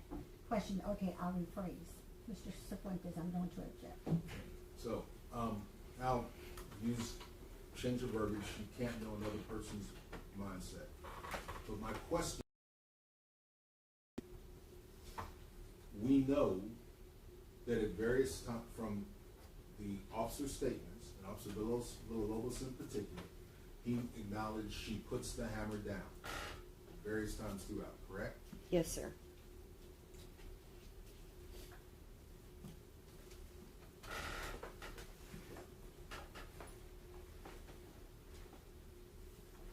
And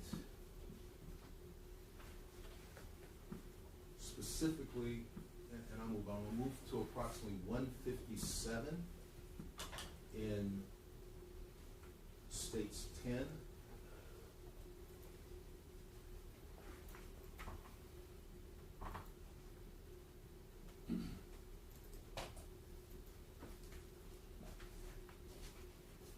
For the record, Your Honor, at 157.02. Okay? Now, but listen. I want to listen.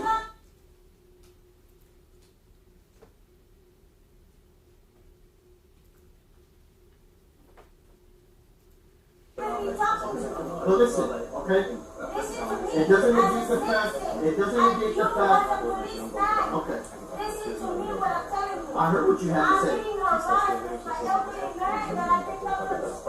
Okay? So if you're getting harassed. I apologize.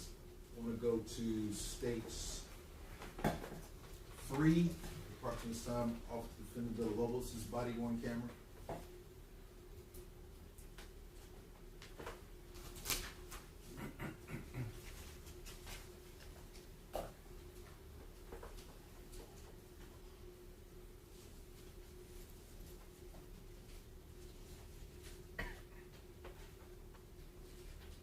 Yeah, bro, I want to gunpoint. Yeah. Yes,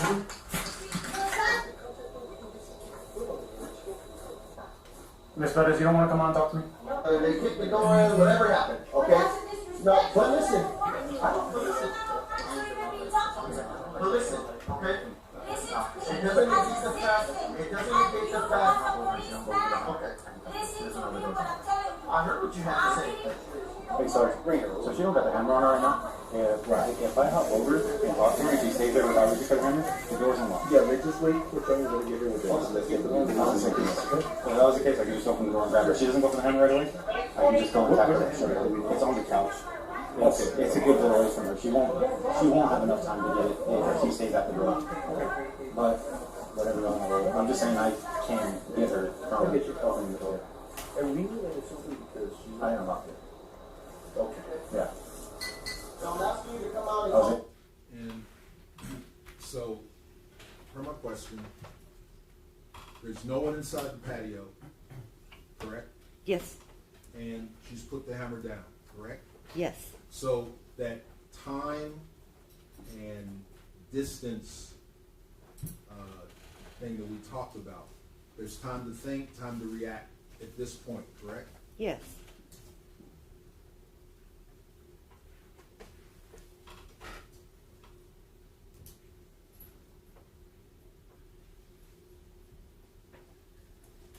And moving forward in states 3.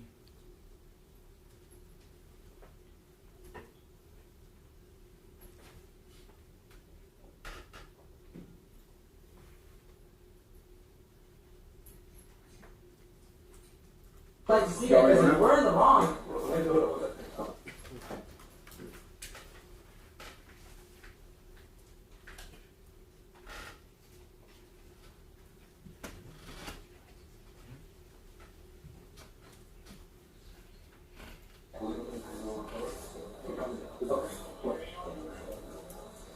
Hey, so if we have all this evidence, hold on, me. The 201-59. Now at this point, Officer Villalobos is on top of the rail, correct? Yes, sir. The distance, time, dynamic we've talked about, it's still pretty much set, isn't it? Yes. Okay? At this point in time, and Melissa Perez is pointing directly at Officer Villalobos, correct? Yes. At this point, could he have fallen back and disengaged? Yes or no? Sure. Okay? Because that would have given more time to decide and react how to proceed, wouldn't it? If they decided to delay the arrest, yes. If they decided. So that was a choice to proceed. Is that what you're saying, correct? Yes.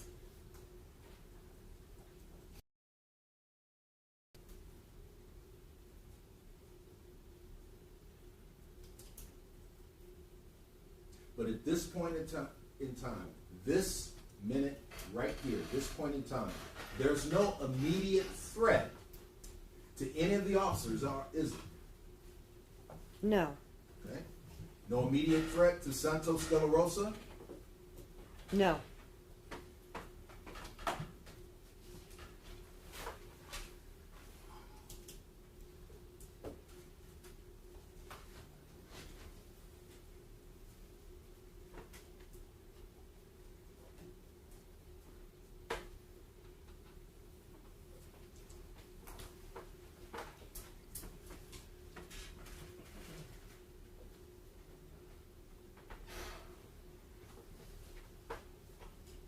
You spent some time in direct exam with Mr. LaHood talking about the justifications and defenses in Chapter 9. Do you recall that line of questioning? Yes, sir.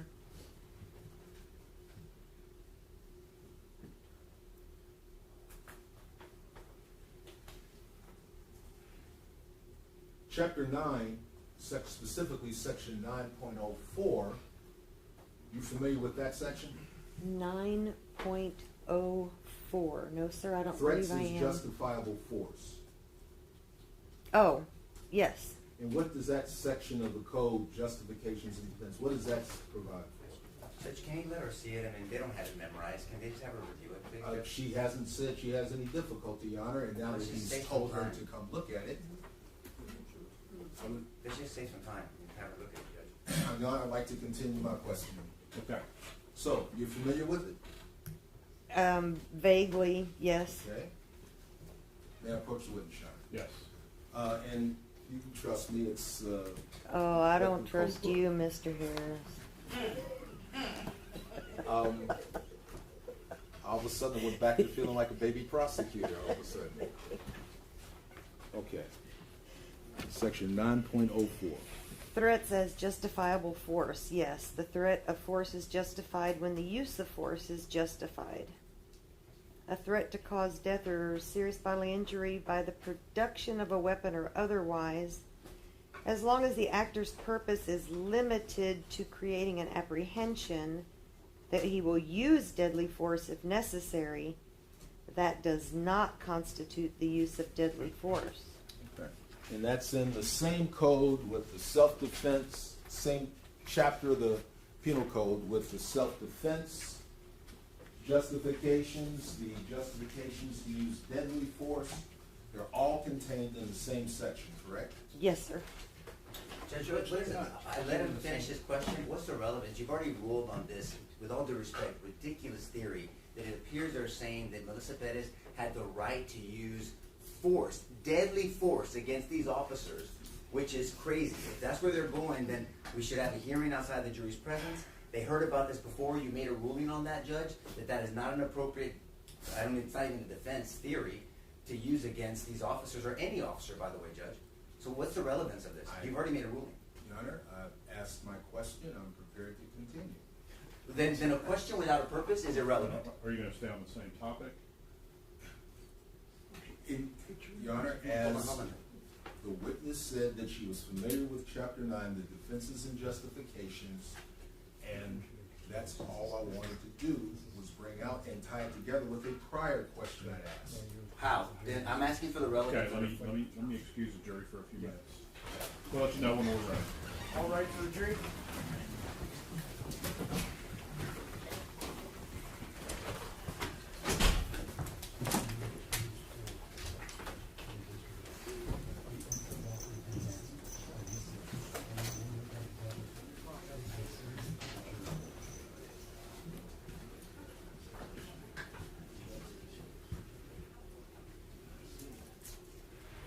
Please be seated. All right, so that is a violation of the ruling, right? To talk about self-defense? No, Your Honor, if I could. Please. Okay.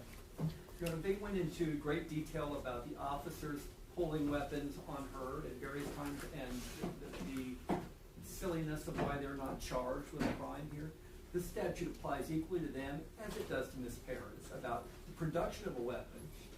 The production of a weapon or otherwise, as long as the active purpose is limited to creating an apprehension that he will use deadly force if necessary, does not constitute the use of deadly force.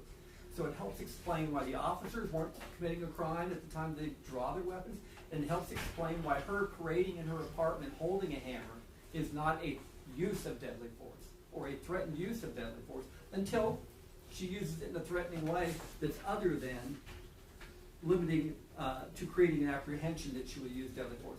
Has nothing to do with her throwing the candle. It has nothing to do with having the jury instructed on 941 and 942. It goes into understanding when they keep claiming that she committed 5 aggravated assaults on a public servant, that she didn't, that there is a lawful way of exhibiting force. And there is, even for her in those circumstances. See, this is exactly what I told you they was going to go into, Judge. We know under 931, you can't even resist arrest. And this is resisting arrest by force, which is actually a felony, and they're trying to justify that, which is absurd. And that's why we keep using those terminology. So they're doing one of two things. They're trying to equivocate her behavior and her use of force to their use of force and saying, well, they weren't charged, so she shouldn't have been charged, and she was justified. If they want to stipulate that they had a right to draw their weapons because she was exhibiting deadly force, that's fine. They can stipulate to that. But to try to equivocate their behavior to Melissa Perez's behavior when they know clear and well that the statute does not allow you to resist arrest with any force. We know that, Judge, because you're trying to arrest me. You're going to get arrested either in there or out of here, Thompson's going to testify to, and we saw in there. So they know what they're doing. I don't even know what to say. I'm going to be really careful with my words because I want to be careful, but this is an inappropriate argument that you've ruled on, Judge, and they intentionally continue to violate this court's ruling. So either they don't respect this court or there's ignorance or intentionality. I don't know what it is, Judge, but it's inappropriate. Your Honor, the first line of 9.04, threats as justifiable force, reads, the threat of force is justified when the use of force is justified by this chapter. 9.31 clearly says you cannot use any force to resist arrest. And the court has ruled on that. And I don't know how many times these gentlemen have to be told, and yet he purposely does this, throws this skunk in the jury box when he knows it's not the law and that you've been instructed on it. This is outrageous. If he's asking her about 9.04, if he would just read the first line, he would know it's not an application of the law in this case. He was like, oh, read all of chapter 9. You've got to read them in conjunction. 9.31 says you can't use force to resist an arrest. And Your Honor, I think that the egregious, I had objected earlier, and perhaps the court didn't realize why I had objected, but I anticipated that they were going to do exactly this. And they feigned that they weren't going to do that, and feigned that they were just asking questions. Well, this I'm just asking questions is Nemo touching the boat when we know this court has said don't touch the boat. It's intentional. And I don't know how many times you keep on making a mistake when it's not a mistake anymore. It's not good faith. It's on purpose. It's willful. And because it's been so willful and blatantly in disregard of the court's ruling, I think this court should grant a mistrial with prejudice. Okay, well, Judge, we know the procedure on that. You're very familiar, unfortunately, with this prosecutor and that whole set of circumstances. And we don't want to ask for a mistrial, Judge. We don't want to. But all we can do is interpret this as intentional to try to induce a mistrial. So because we have to, on the record, ask for that, even though we don't want it, but we're asking for a strong rebuke of this behavior and an instruction for this jury not to disregard, but that you made a ruling on this before and that statute is inapplicable and shouldn't have been asked. Something strong to correct this before this jury, Judge. And in our motion for directed verdict, I pointed out that because the court has taken away all of their so-called theories, they don't have a vehicle now to get to this jury on meeting the use of deadly force at all. So now they fall back on this, which is a misapplication of the law, intentional. So I would ask the court, I would renew our request for the court to direct a verdict. They don't have any means of getting their theory, their cockamamie theory, to this jury anymore, so they throw another skunk in the jury box. I don't know how many times the court has to instruct these two, and yet it continually happens. And Judge, we keep saying this, and it's very simple. Chapter 9 is a defense to prosecution. It's none of these other things that the state is saying. It is a defense to prosecution. All the other arguments I agree with, but they don't apply because it's a defense to prosecution. Melissa Perez's actions are not being prosecuted. She's not on trial. These gentlemen are. None of this applies.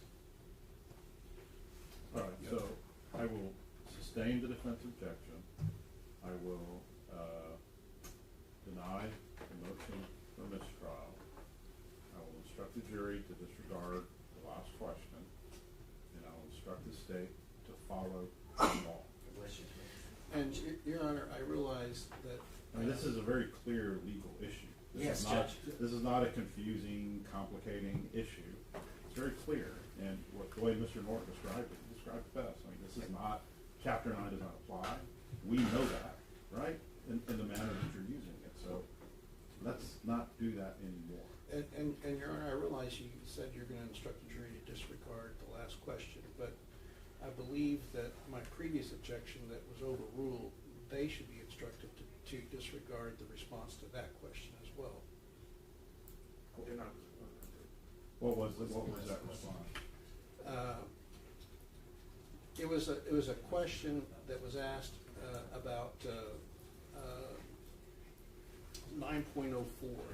So I would ask that the jury be instructed that the state's questions about 9.04 that have been asked in the last 20 minutes be disregarded.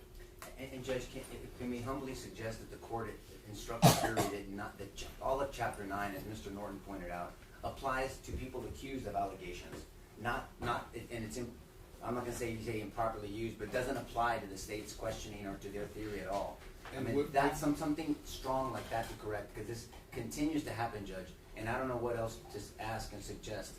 I would even ask the court to consider a stronger instruction to the jury.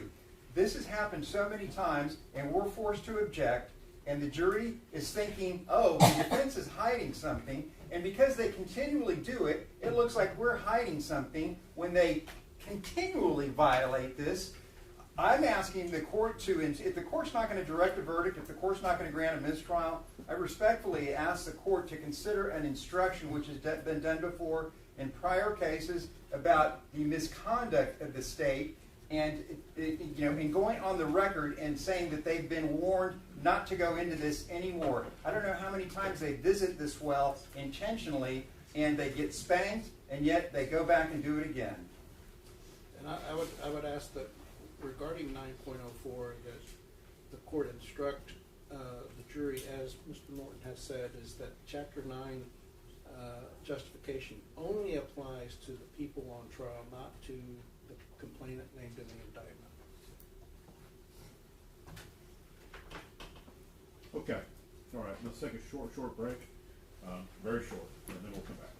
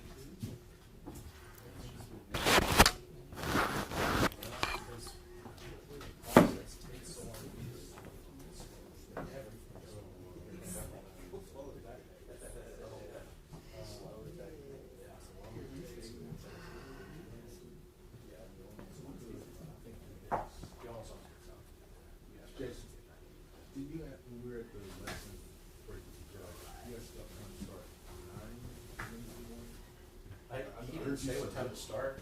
I heard you, yeah, that's what I heard you suggest. I would tell them that we need to, because that presentation was there.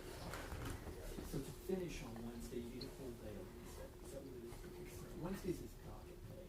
I mean, usually, remember, last week they canceled the docket. The week before, we started getting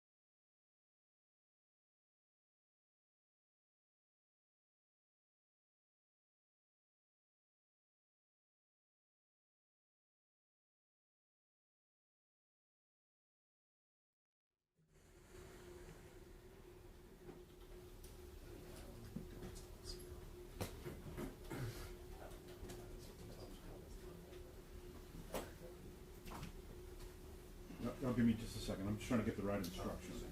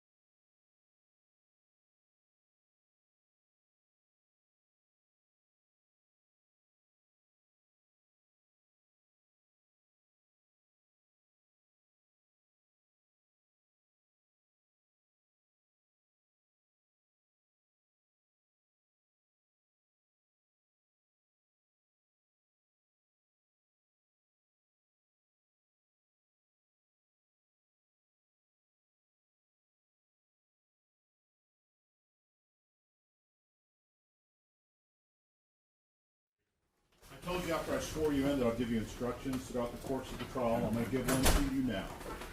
The court sustains the defense objection to the last line of questioning. The jury is instructed to disregard all questions asked by the state and any testimony elicited in response related to the suggestion that the complainant, Melissa Perez, had a justification for her conduct under Chapter 9 of the Texas Penal Code. You are instructed that she did not. At the conclusion of this case, you will be instructed on the law that is applicable to this case. There will be no instructions related to whether Melissa Perez had the legal right to resist the defendant's attempts to arrest her. That is not an issue in this case, and you are to disregard all testimony related to that issue. All right, State, you may continue. Before the break, we were looking at Officer Villalobos' body cam as he started the execution of the plan. We are his video states Exhibit 3 at approximately 02:01:59 hours. Do you agree? Yes, sir. Okay. And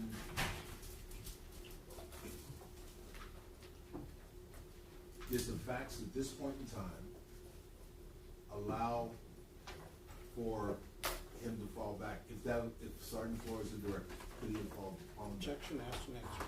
Sustained.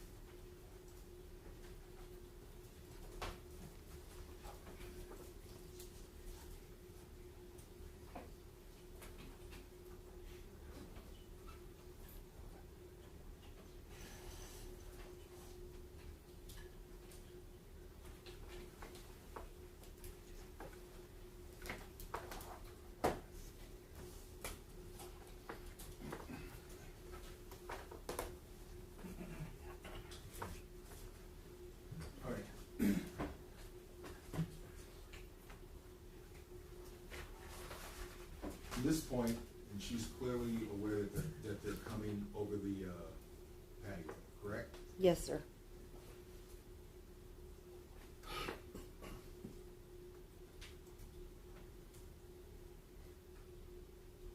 Did they still have the authority to disengage, fall back, and re-engage? Objection asked and answered and irrelevant. And it's irrelevant under 401, 402, 403. And it's also an attempt to mislead the jury under causation under 6.04. I'm simply asking about the choices made and if they had the ability and authority It's to repetitive. fall back. Cumulative. I'll let you rephrase it.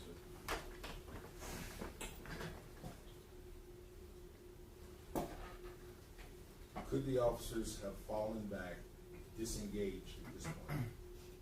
If they wanted to, yes. Okay.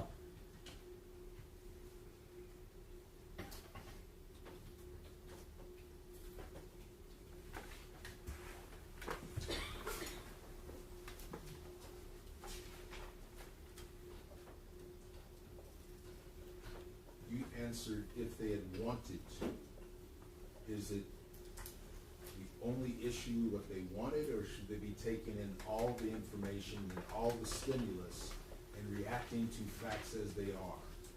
Judge, objection, it's irrelevant, it's misleading. We object under 401, 402, 403. It misstates the issue of justification. The question does not, as phrased, does not address the crux of justification under 9.31, 9.32, 9.33, and 9.51. And it additionally is a backdoor way to suggest that officer-created peril is a justification for someone to illegally resist arrest. All Lead right, as- I'll sustain.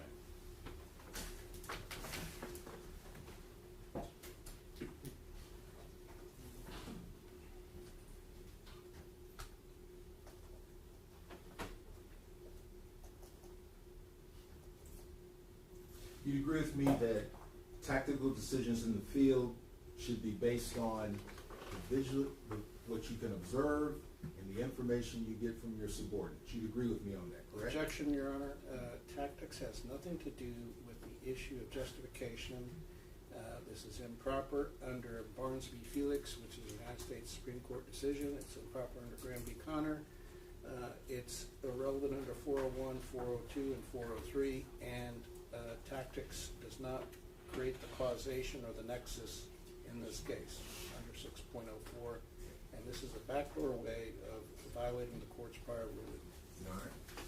Again, the witness answered the question based on, quote, had they wanted to. I'm simply exploring that with what the plan they're trying to execute. All right, And, so let's not conduct a 403. I'll sustain the objection and say, ask them that in the manner that you're talking about, rather than getting into the 403 issues. Understand, Your Honor, but that was, all of that injection was counsel's objection. So that's not what I asked. Okay. Sergeant Miller, and again, your answer to my last question was if they wanted to, correct? Yes. Okay.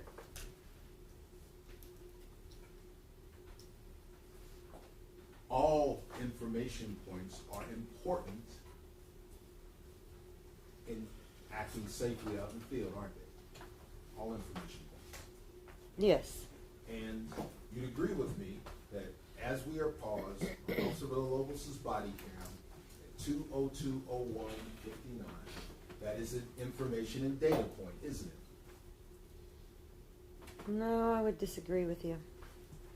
And how is it that this point in time on the body cam, why is that not a data point for the man in charge to consider? Why is it not? Because once you gather all your data points that you're talking about and you come up with a plan to execute, and you begin executing that plan, then you execute the plan. That's just the way it works. So if one member decides, oh no, maybe we shouldn't do this, some other guy says, oh, I've changed my mind, I don't think this is a good idea, you're just creating chaos. So the plan was made, everyone agreed. Execution of the plan, that's it. Okay. Maybe a background I share with maybe some of the defendants that are prior service. You ever heard the phrase, in battle, the enemy gets the vote? You ever heard that phrase? No, sir, I was in the Air Force. For the record, I'm glad you said that, and I won't be accused an Army beat you all this past weekend.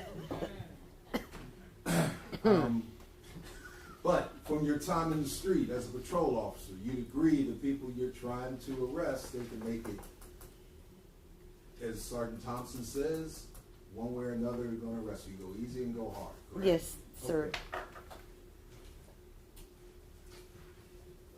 And so I understand your testimony, though, is once you have a plan, it's going forward regardless of any new information or changes. That's your perspective, isn't it? It's a yes or no question, ma'am. That the plan is going forward, what again? It's being executed. This is what I understood you to say. Yes. The plan is the plan. We've all agreed to it, and we're driving on. We're going forward. Yes. And it follows in that no additional information would change it once you've you decided to engage, correct? I never said that, no, sir. I apologize. But the plan is the plan. That's your position. There's a fluidity to any plan. Okay. Suppose they were going to go into the house and all of a sudden her 4 grown sons came out of the back bedroom. Well, that would change the plan a little bit. So there's fluidity to plans. They're not required to change anything about the plan. No, ma'am. I'm not saying required. I'm just, it's an information point. We can agree to disagree.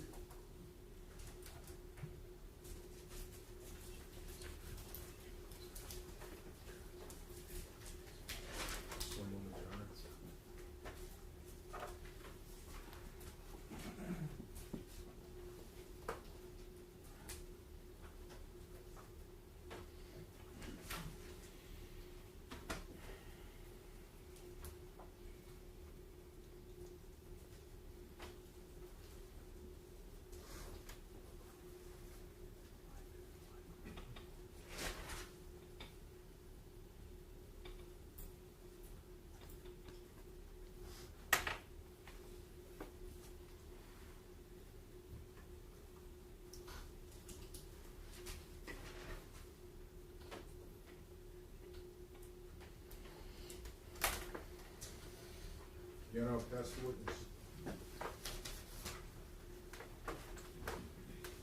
All right. Sergeant Miller, I believe questions were asked of you about the warrant.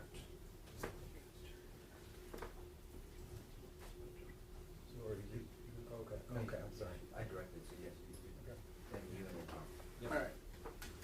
So I believe questions were asked of you about the warrant. You recall that? The arrest warrant? Yes. That's what obtained. I don't remember what the questions were, but okay. Okay. All right. So you're familiar with the concept of a material omission in an affidavit for arrest, correct? Oh, yes. Explain that to the jurors. So when you're getting your affidavit for your arrest warrant, you don't have to spell out the entirety of your case to the judge, but you have to give them enough information that they can make a decision whether or not they agree that you have probable cause or you do not.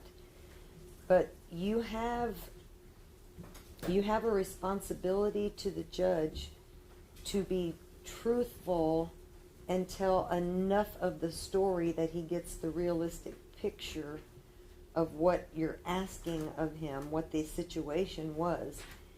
If there's something that's material or like extremely important in your case, the judge or the magistrate needs to be aware of that. And if you purposefully or even subconsciously leave out critical information like that, you're doing a very grave disservice to the magistrate or the judge, because they are now signing a warrant that they believe is true in its totality. It's like, is not telling the truth the same thing as telling a lie? All right, and in this case, you heard Detective Soto admit that he left out the 2 hammer strikes that Melissa Perez made against Jonathan Salinas at approximately 1:40, 50 or so, somewhere in that time frame, when Melissa Perez swung a hammer when she was charging at Jonathan Salinas after he hopped over, stuck his head in, and Officer Rojas yelled, "Watch out, watch out, watch out, watch out." Hey, do you remember that? I do. Would that be a material omission in your opinion? Yes, and he not just left it out of the arrest warrant affidavit, he left it out of the offense report too. All right. And you also understand that in his arrest warrant, he said that no reasonable officer could have concluded that Melissa Perez was threatening imminent deadly force. Do you recall that? I do. And was that a truthful statement? I don't believe it was, because... And based upon your interviews with Maria Salinas and Vince Gomez and Travis Thompson, and I believe you also spoke with Andrew Lamb, did you not? I did. And based upon your interviews with them, did anyone ask them specifically whether they believed that Melissa Perez was threatening deadly force, serious bodily injury, or death? Objection, Your Honor. Invades province of the jury along with hearsay, but again, asking these witnesses. She can rely on hearsay, Judge. She's an expert. Again, And this goes to whether there was material omission in the affidavit. she can, Your Honor, she can form the opinion, but as the question was posed, it's irrelevant to the story. Sorry, you can rephrase your question. All right. You read all of the written statements that the homicide officer-involved shooting team took on June 23rd, 2023, correct? Yes. And in fact, you've reviewed all of the body-worn cameras of the 15 officers that were on scene, correct? Yes. You reviewed them from beginning to end, correct? Several times, yes. All right, and on top of reviewing them from beginning to end several times, you've read transcripts of those body-worn cameras, correct? Yes. And those transcripts are complete and were accurate, correct? Objection is the bolstering, Judge. I'll sustain. All right. And did you find any deviations between the transcript and what you viewed on the cameras? Nothing significant, no. All right. And did you review the grand jury testimony of certain witnesses? I reviewed the grand jury testimony of probably 2 or 3 witnesses. All right. And also you spoke to Andrew Lamb, right? Yes. And you recorded your interview with him, right? I did, yes. And you had it transcribed? You had it transcribed. Okay. And you've read the transcript? I believe I did. All right. And would you agree that no one in the officer-involved shooting team, and neither Detective Soto or anyone else, asked whether the witnesses you talked to, Andrew Lamb, Vince Gomez, Maria Salinas, Travis Thompson, no one asked them, was it reasonable for these defendants to use force? No one asked them that. No, and I would say overall, all the statements that were taken in homicide that night were poorly done. And why were they poorly done? They didn't, ask the pertinent questions of the officers to get to the justifications in Chapter 9. It's like they didn't even try to apply Chapter 9 to this situation. All right, and you heard Detective Soto explain that it was a team effort and they collaborated with each other. Did you see any effort, any evidence of collaboration in any of the supplemental reports that the detectives wrote? No, and I saw just the opposite from Detective Platt, saying if it's somebody else's case, I just let them tell their story, but if it's my case, I go into more detail with my witnesses. I'm like, what are you guys doing over there? All right, is that the testimony of Detective Platt, is that antithetical to teamwork and cooperation? Oh, yes, absolutely. All right. And also, if an affidavit for an arrest is untruthful, does that destroy the credibility of the affiant? I would imagine that's for maybe a judge or somebody to decide. If you're asking my personal opinion, Yes. Yeah, that's horrible. All right. Now, you heard the custodian of records in this trial say that if you failed to document it, it means it didn't happen. Do you agree with that, or do you disagree with that? I kind of disagree with it, just because I know how crazy homicide investigations can be. I may not make a physical note of something, but I do remember it in my head. So to say I didn't document it, that it didn't happen, I guess the question is, can I prove it happened without documentation? I guess that depends on how persuasive you are as a speaker, maybe. All right, and you saw that Detective Soto reviewed 4 body-worn cameras in detail in this prosecution guide, correct? Yes, he made inaccurate details of the body-worn cameras that he has in his prosecution guide. He attempted to make a detail. Yes. But they weren't accurate, is what you're saying? Correct. All right, and did you see the remaining 11 videos detailed summarizing what happened? No. And based upon the failure to write notes or detail what happened in the other 11 videos, do you have an opinion as to whether the lack of documentation means that he didn't review them? I don't believe he viewed them. I mean, I know for certain that Travis Thompson's specifically was not viewed until November of that year, when the incident occurred in June. I mean, for me, that's inexcusable. Travis Thompson has some very important information in the investigation, and Soto didn't even know it till November. And did you notice that in Detective Soto's prosecution guide that he incorrectly stated twice that Eleazar Alejandro could not see when he fired the first volley and the second volley? Yeah, that was an interesting notation, and I don't even know why it was included in there, because it's not factually true. All right. And are you familiar with command influence, given that you have experience in the military?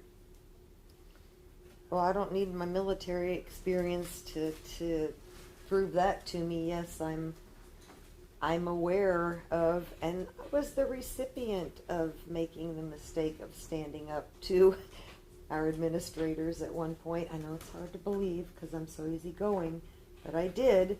And yes, I got sent to timeout for a few months for standing up to the administration. All right, and in this case, can you tell the jury whether there's evidence of command influence based upon your review of Captain Van Geffen's memorandum? I believe there was probably some pressure from the administration for Detective Soto to take the action that he did. All right, and you heard testimony from the CSIs about Chief McManus being in the inside the crime scene for a significant period of time and on scene for over an hour. Based upon your experience as an investigator, should he have signed into a crime scene log indicating that his presence inside the crime scene? Yeah, I think that was something else that they failed to do in this investigation, was to even keep a crime scene log. So nobody signed in on the crime scene log because they didn't do one at all. And was that required by standard investigative procedures of the San Antonio Police Department? It is. All right.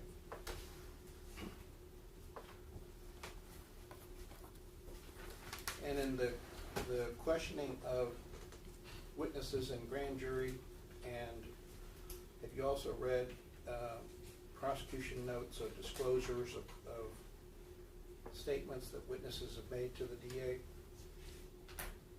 I've looked at, yes, several of those, yes. And have you heard testimony that's unveiled in the course of this trial and see that there's a variance between the disclosure and the statements and the witness testimony that we hear from the witness stand? Yes. And what does that indicate to you? That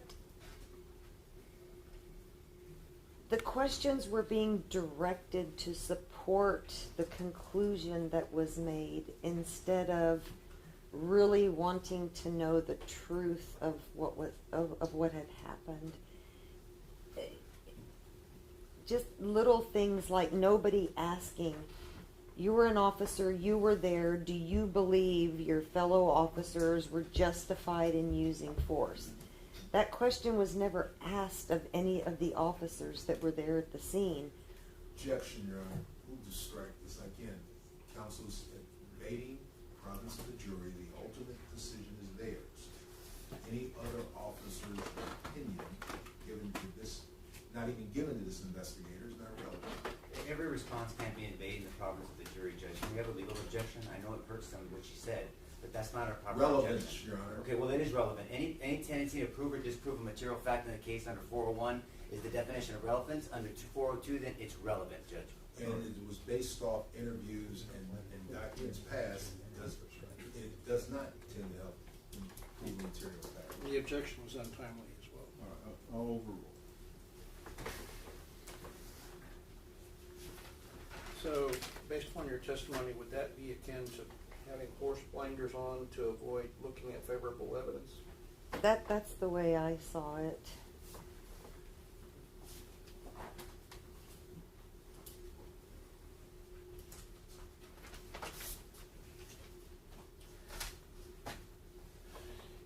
And are you familiar with a message that Chief McManus distributed to all roll calls in March of 2016? That was after an officer-involved shooting, or? Yes. Yes. All right. And that message that Chief McManus gave to all officers, did he ever say that he expects officers to retreat? The expectation was that you would not retreat. Pass the witness. I have no questions, Judge. Thank you. There was some other people you spoke to as well. Did you speak to Sergeant Rivera and Sergeant Robertson also? I did. Will you please, I guess we'll go Rivera or Robertson. We'll start with Sergeant Rivera. Can you share your conversation that you had with Sergeant Rivera, please? Objection, hearsay, Your Honor. Judge, we've already been through this exercise before. She's an expert. She can rely on hearsay. She's testified to hearsay before, and they haven't objected. And so this is the same line of questioning with a different witness. Your Honor, hearsay only comes in with an expert if it's something that helps form the conclusion. They can form a conclusion through hearsay. They can't testify to what people told them. It's hearsay. All right, so the question was, can you recall your conversation that you had with Sergeant? Yeah, I'll ask about that, but they questioned her opinion, Judge, so we have a chance to Yeah. they put it into question themselves. Well, the question is just a yes or no answer, so if you can answer that. Did you recall your conversation with Sergeant Rivera? Portions of it, yes. Did your conversation with Sergeant Rivera help form your opinion that you have about this investigation and this prosecution? Yes. Can you please share your conversation with Sergeant Rivera, why that supports that conclusion? Your Honor, again, the question calls for hearsay. What's relevant is her opinion based off that conversation. We made this, just talk about that conversation, unless they're just gonna take her word for it, which I'm happy, stipulate that what she says is truthful, and we don't have to talk about the conversation. Okay, you can rephrase your question. I know the rules before you follow them. And so let's talk about this conversation with you and Sergeant Rivera, okay? Did your conversation with Sergeant Rivera help you form your opinion, not only on this investigation, but the prosecution as well? Yes. What about that conversation helped you form your opinion? How can I say this without saying what he told me? You can say what he told you if it helped you to form your opinion. She can just say what her opinion is, Judge. No, they're not going to question that? Well, the conversation would come in if it is the basis of her opinion. Exactly, Judge. I'll let her answer that. So given the political atmosphere after the George Floyd situation and riots, several of us, we reached the conclusion that there was some political pressure from the chief's office to arrest these officers.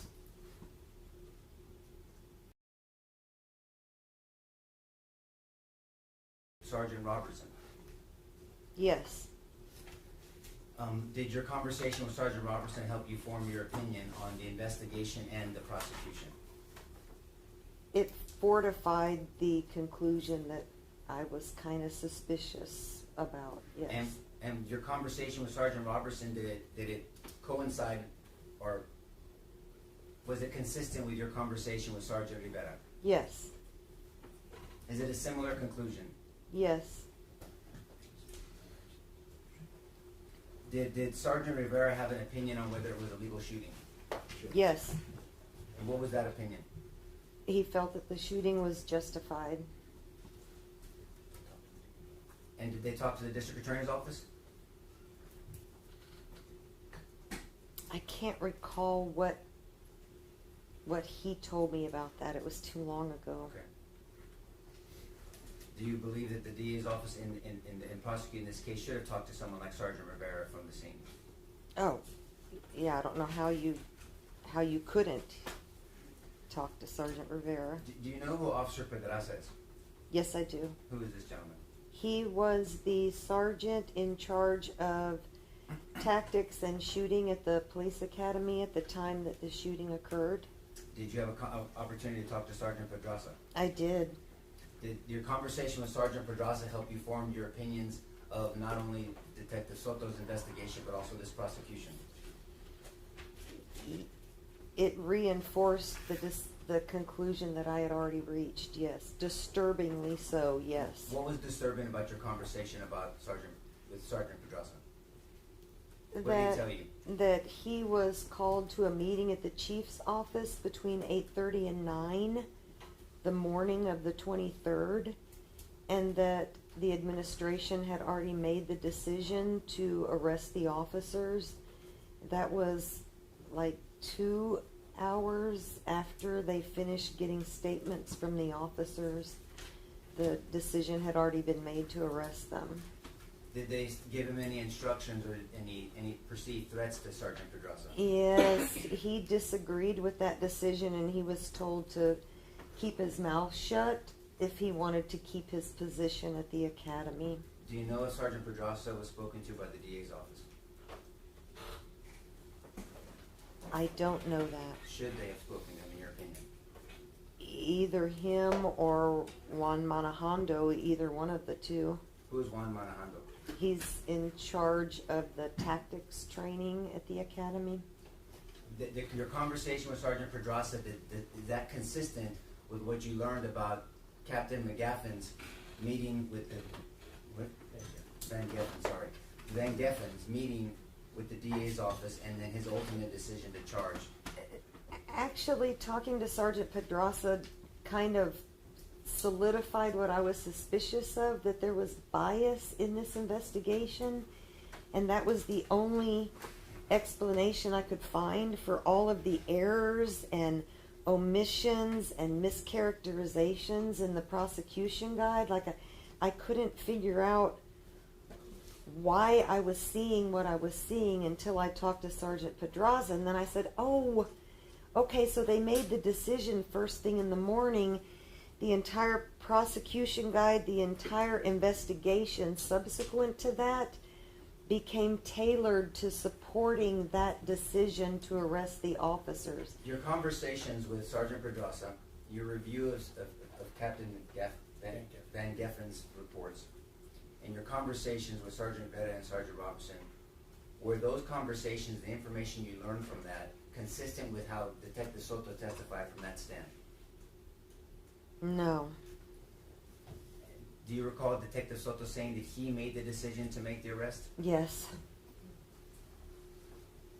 Judge, at this time I'm going to be asking the sergeant about a reasonable officer standard, because they asked her, if you were the sergeant at the scene, what would you have done?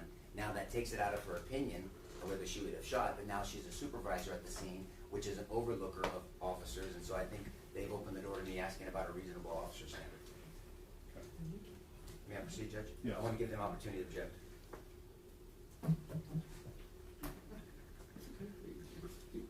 Ready to proceed, Judge. Okay. Just want to be fair. So, based off a reasonable officer standard, do you believe it was reasonable for Sergeant Flores, under the circumstances he saw and was facing, Officer Alejandro, under the circumstances and what he was facing, and Officer Villalobos, under the circumstances what he was facing and the threats, for them to have shot? Oh, absolutely. When the government asked you questions about closing the distance, who made the decision to close the distance and attack? Well, Miss Perez did in response to their attempt to arrest her. And arresting, as the judge instructed, was a lawful thing they were trying to do. Yes. Now, they asked questions about the hammer being down. When you're engaging in a plan, they've heard some questions on this, so I'm not going to belabor it. Is it better to engage a suspect with a weapon or without a weapon? Well, without one. So, what would be a safer plan? To engage or to have a plan or to move in to arrest when there is less of a threat or more of a threat? Less of a threat. What assurances did you observe from looking at all the evidence and all the body cam that Melissa Perez would not attack Mr. De Los Santos if the officers would have left? There are no assurances of that. Was there any question whether Melissa Perez was dealing with uniformed officers? No, none whatsoever. In your opinion, from what you observed, did you believe that she knew she was dealing with uniformed officers? Yes.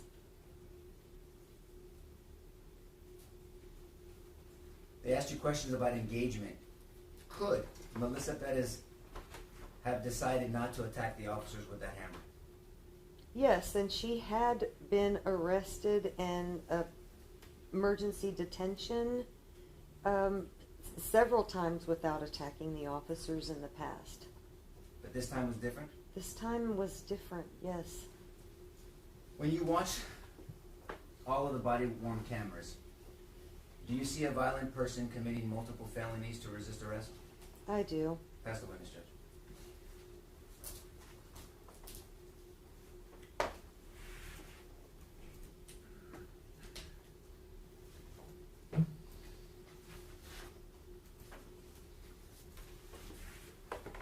So, Miller, you'd agree with me that Chapter 15 of the Code of Criminal Procedure governs the requirements for a warrant? Judge, you already talked about this, and once again, they're violating your rule. If there's no requirement for a warrant, it's irrelevant. You've instructed them numerous times. Judge? I don't know how else to deal with this, Judge, questions have been made about the sufficiency of the arrest warrant that Officer Soto asked. I am simply going over the requirements in the code for sufficiency requisites of a warrant. About walking a warrant or for the officers to have a warrant? My question dealt with the requirements of a warrant, the requisites of a warrant, section 1502. All right, I'm looking at the question. I'll overrule. Are you familiar with section Section 1502 of the Code of Criminal Procedure, requisites of a warrant. Some of them, I haven't read that statute in years. That it run in the name of the state, I don't remember. Now, Coachar. Yes. I don't remember all the things that are on it. Again, same code book? Yep. Issues in the name of the state of Texas. Specify the name of the person whose arrest is ordered. State the person is accused of some offense. Must be signed by the magistrate. Okay. And you would agree that is the section deals with the requirements of a warrant, correct? Yes. Now, obviously, there has to be more meat on these bones than just is bare, but to be legally sufficient, that's what it requires. State of Texas, specify the name of the person to be arrested, if known, that the person is accused of an offense, and then signed by a magistrate. Those are the requirements, correct? For the warrant, yes. Ma'am. And you yourself, you've probably obtained hundreds of warrants in your career, correct? Probably. A lot, yes. And the magistrates, they ask you questions. If it's insufficient, you go back and get more, correct? They're not allowed to ask questions. They can only evaluate whether they'll sign it or not based on what is called the four corners of the warrant. And if they don't feel it's sufficient, they don't sign it, correct? Correct.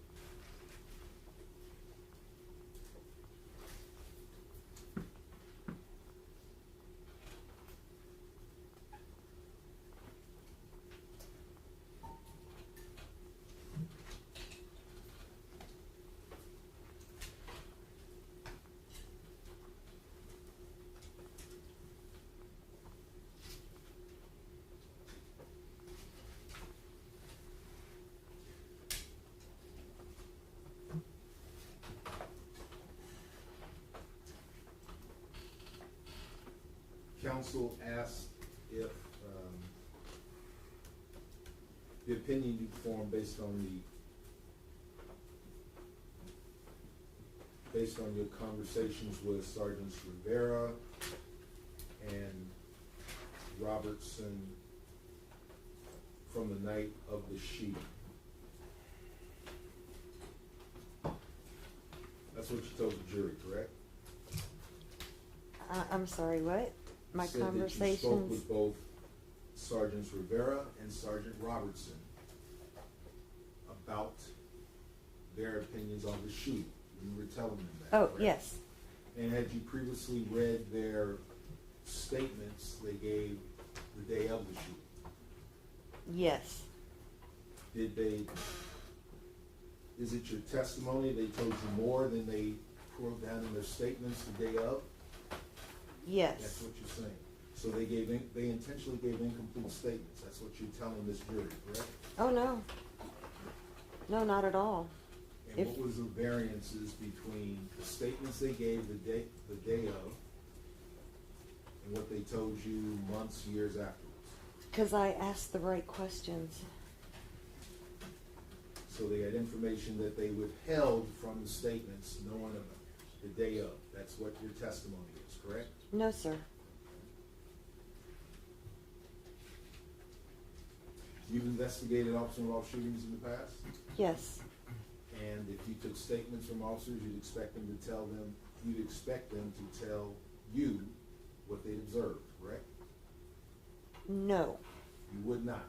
No. You would not expect officers to tell you if you were investigating. You would not expect them to tell you everything they've seen. No. That's your testimony. I would expect that I would ask the right questions to elicit the information that we need to continue the investigation.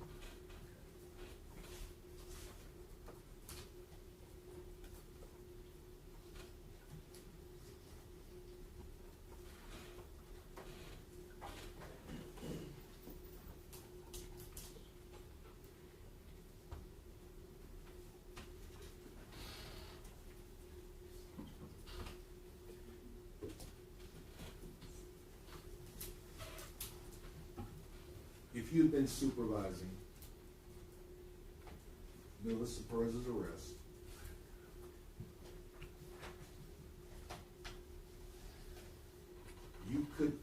could you have done anything that could have resulted in her arrest without it resulting in her death?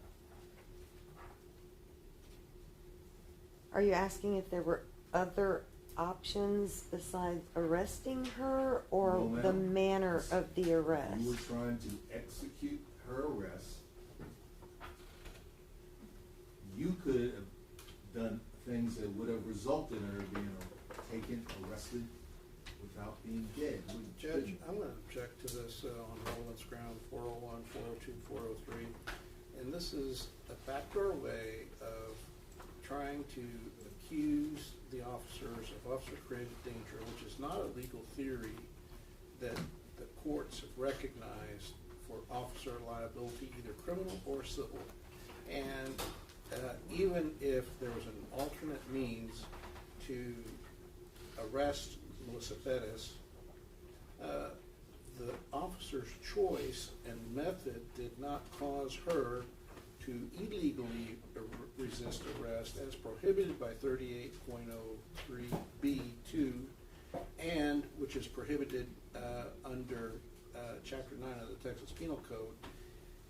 So it's not relevant to any issue in this case, and it's contrary to the instruction that this court read to the jury probably 20, 30 minutes ago. Witnesses testified on direct about the reasonableness. I will rephrase it, Judge. Okay. Your opinion, what would have been a safer plan to effect the arrest of Melissa Perez? That objection, it's the same way of attempting to, through the back door, accuse these officers improperly of officer-created danger, which does not go to any issue in justification in Chapter 9. And so it's irrelevant under 401, 402, and 403, and flies in the face of causation under 6.04 of the Texas Penal Code, and contrary to the Supreme Court decisions in Graham v. Connor and Barnes v. Felix. Judge, number one, variation of the same question this counsel asked on cross-examination. Two, correction Mr. LaHood asked. And two, if she's already, based on his claiming that the state opened it, is ask her about her conclusions to the ultimate issue. I've just asked an alternative. What would have been a safer plan? All right, so I'll sustain a relevance objection, and you could ask that in a very different way.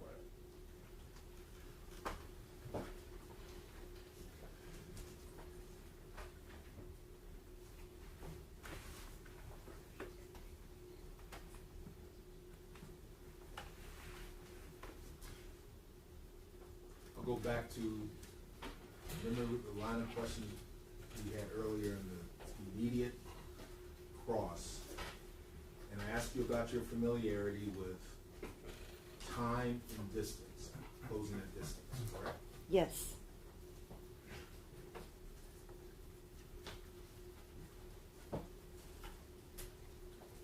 Officers had the option to disengage, didn't they? Objection asked and answered, and we would object on relevance. It has not Been asked numerous times. It has not been asked. I'll overrule. And I'm not saying leave. They could have left observation. They could have gave it another 10 minutes for from 202, couldn't they, ma'am? Sure.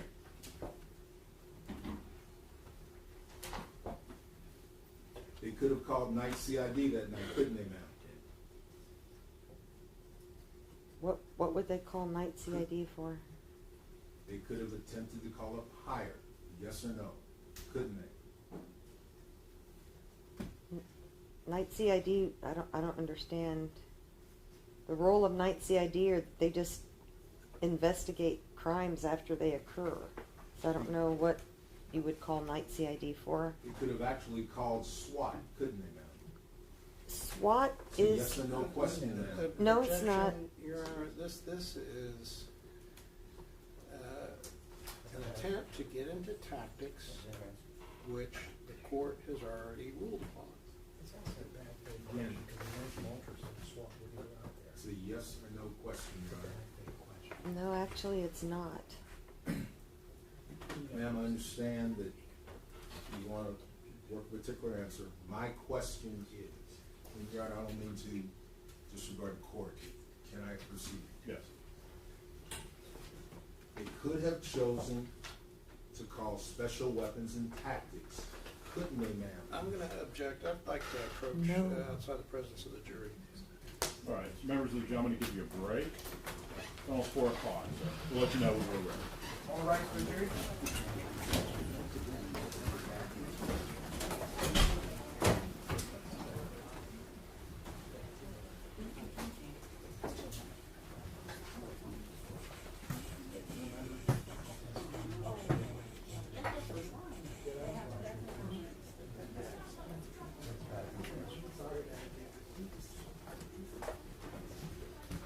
Please be seated.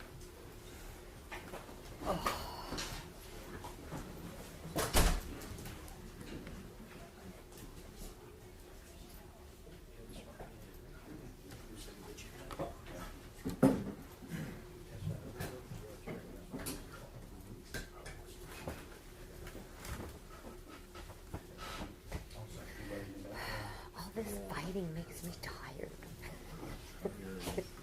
I don't know how you do this.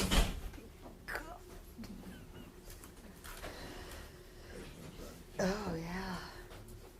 I'm bad at sitting still to start with.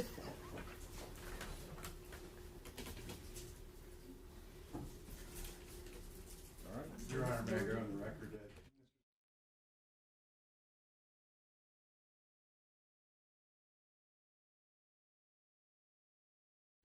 Sergeant Miller, I think, has reviewed, I guess, is it Captain Moultrie or Lieutenant Moultrie? Testified under oath, being directed by Mr. Harris, that SWAT would not have gone out there that morning, that they would not have gone out there that morning. He said that under questioning from Mr. Harris, under oath to the grand jury. So now for Mr. Harris to be asking this question in front of this jury, I don't know how much more a question could be asked in bad faith. And Mr. Cifuentes is finding the transcript.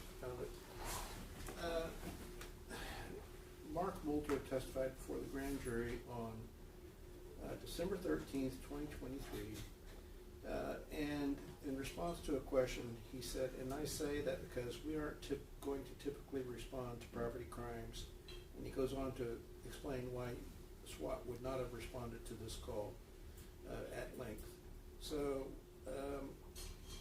there's basically asking a question about a what if when the state knows that SWAT would not have responded, and we've already had the court rule that police tactics on making an arrest is not relevant to the issue of whether or not there was justification under 9.31, 9.32, 9.33, 9.51. And so to suggest bad tactics, we filed a motion in limine on tactics, and 2 weeks ago, I believe this court already ruled that the state should not be allowed to ask any questions about tactics or put on any witnesses to talk about tactics. So since we filed a formal objection tactics, and the court sustained it, this is a means through the back door to get around the court's prior rulings. And this is just highly improper. It's willful, it's intentional. Your Honor, if I may, as counsel read the transcript, question asked, SWAT does not respond to property crimes. There has been testimony that this was assault public servant, aggravated assault, attempted capital murder, and my only question was, did they attempt to call SWAT? They defined it as not beyond what was asked at grand jury. That's what this jury's heard. Judge, if they want to predicate the question with, there was all these multiple aggravated assaults and all the things that they just said to differentiate it from a property crime, then, okay, maybe let them ask that question. But just to say you could have called SWAT leaves a false impression. If they want to add in ag assaults on police officers and all those kinds of information for the jury, then I think it's an appropriate question. Your Honor, I want to point out, Mr. LaHood asked the same question. He asked her, and we can find it in the record. What would be a safer plan? He asked. What would be a safer plan? And then he paused and he said, then waiting for her to put down the hammer to go in. That question, what would be a safer plan, was asked by them, Your Honor, and we should be able to ask our own question about what would be a safer plan and provide alternatives. I don't see the difference. That was only in response to their questioning, Judge. Because it was, and everybody asked questions. Is it safer to go in and try to apprehend someone, which they had a legal right to do, armed or unarmed? That's all that was. I didn't go out any bounds. I didn't violate any rulings. I didn't break your motions in limine. I didn't violate any order from this court. So I was only responding to their line of questioning after it had been relevant, because that is an issue. Is it wiser? Is it smarter to go in and effectuate an arrest on an armed suspect or just an unarmed suspect? That was it. I didn't talk about any further than that, Judge. And it's not tactics, thank you. And then to suggest that we've added new elements,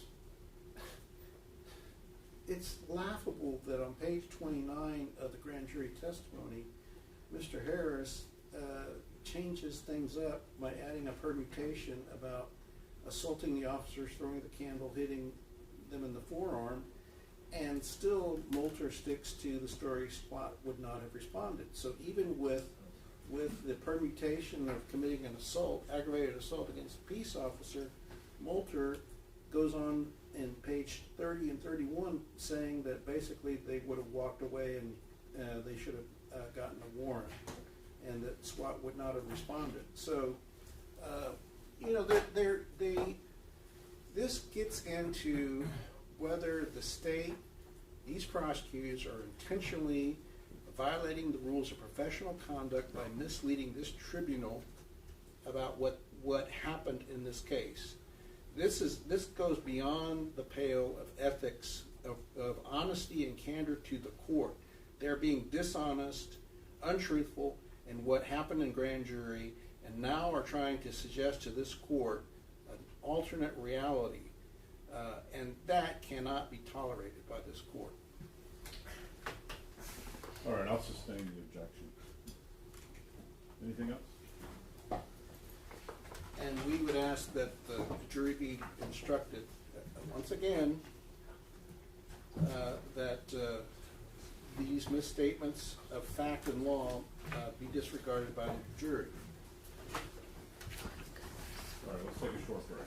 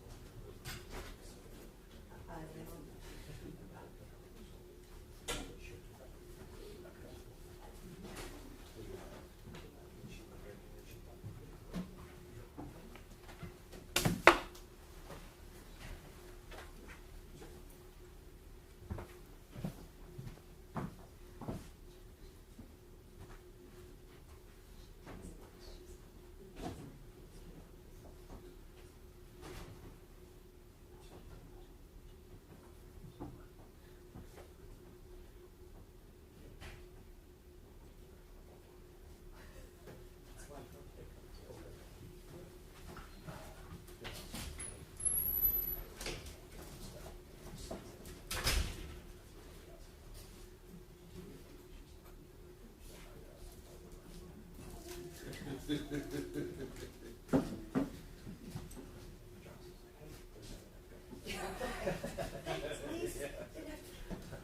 hunting trip early. Good job.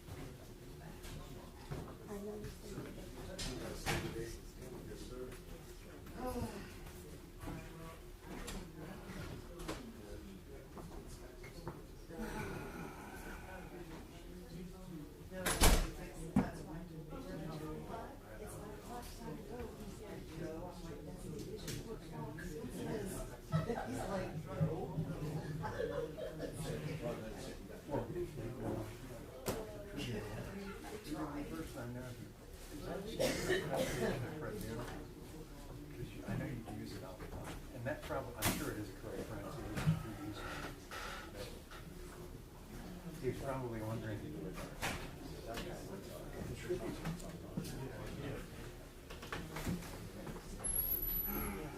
Not even Norton knew it was you.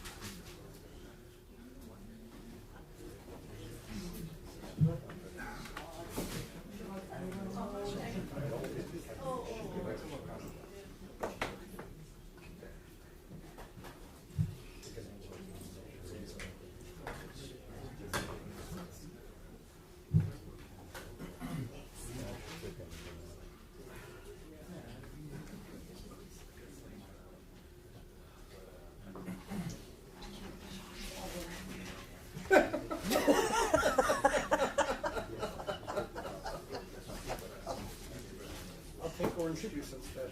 Yes, okay. I'll Yes. take his, you can give Yes. me his, I'll drink his.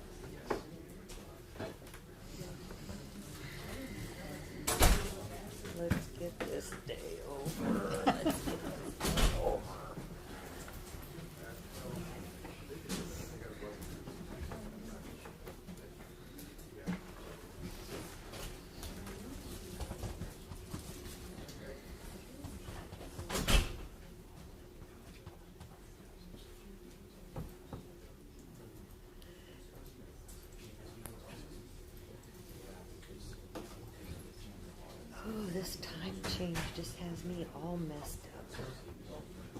It's so weird.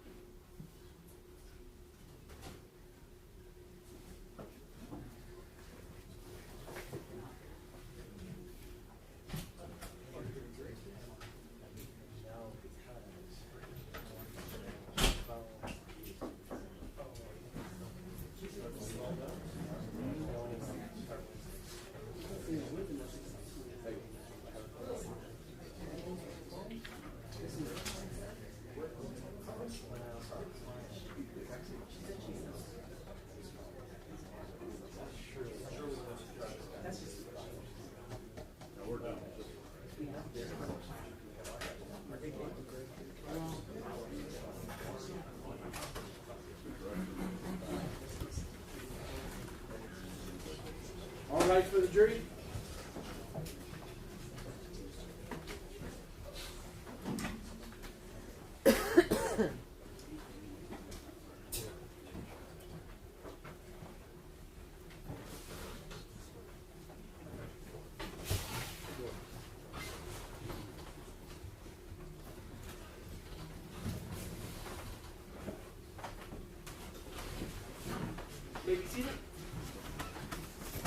All right, welcome back, members of the jury. I'm going to instruct you to disregard the last question asked by the state, and I'm also going to remind you of the paragraph that I read to you after that last parade.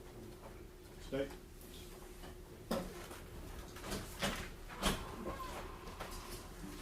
Sergeant Miller, you also testified on redirect.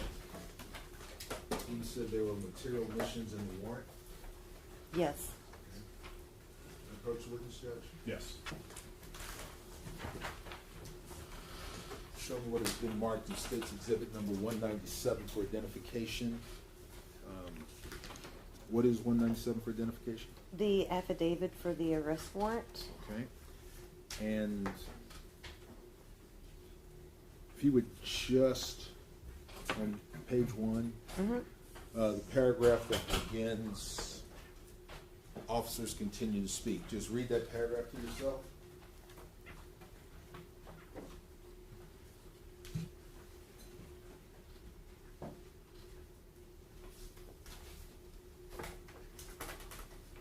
Okay. Does the affidavit tell the magistrate about the assault on Officer Salinas?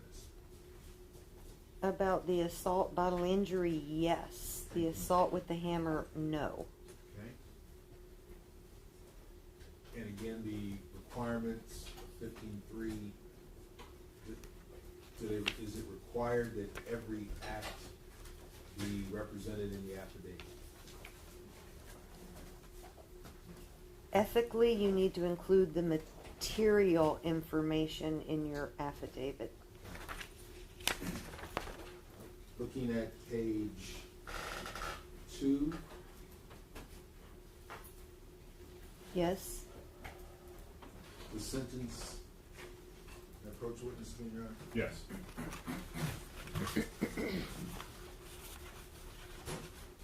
Third line down, begin with Y. You just read the balance of that paragraph.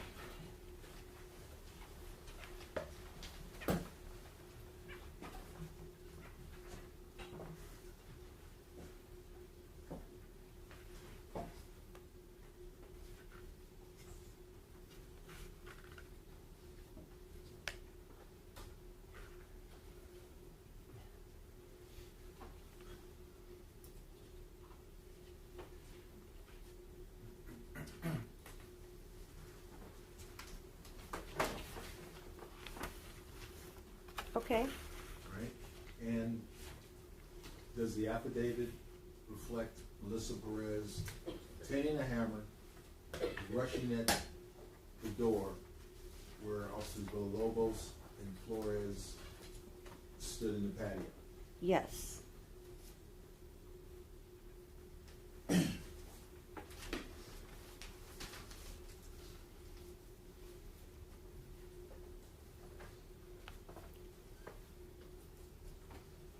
And does not say that Detective Soto viewed all the digital evidence, all the physical evidence, does it? Well, we skipped over a whole bunch here. Was that intentional? Oh, I'm sorry. No, ma'am. I'm used to running the investigations. You gotta forgive me. I understand that. But again, we went over those requirements for the affidavit, be legally sufficient, correct? Yes.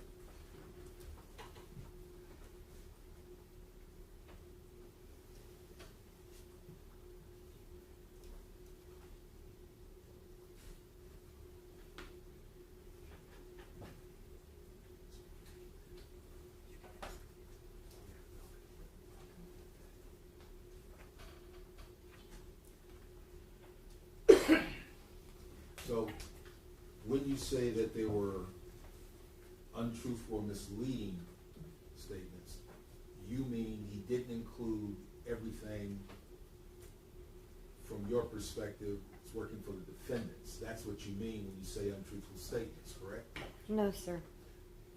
Really? You want me to explain?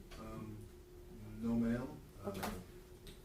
The affidavit lists where it occurred, and it lists the assault on Officer Salinas, doesn't it? The assault on Salinas with the candle, yes. Yes, ma'am. And the jury's seen the evidence of the hammer blow that knocks the screen out. It looks to me that the screen's falling out once Salinas tears it and it's coming out. But it falls down to the floor as Salinas is backing up. I understand you want to call that an assault. The affidavit does include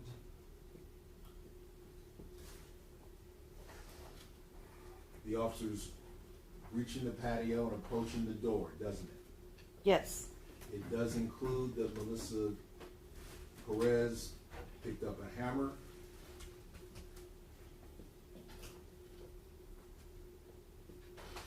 And approached the patio door while Officer Villalobos was on the other side, doesn't it? Approach the patio door, yes. Okay. It does address statements from Officer Alejandro, Officer Villalobos, Officer Flores, from their statements as to their mindset, doesn't it? No.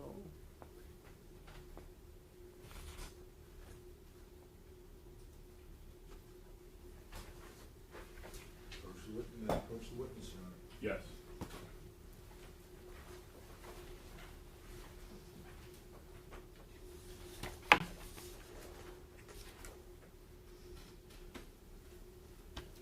Right here. Believing.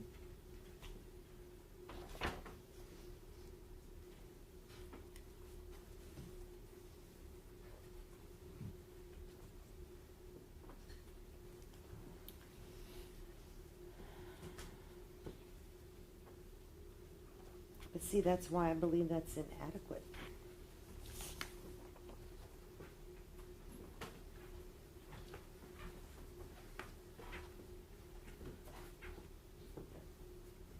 And that's only one of the officers' mental states, not all three of theirs.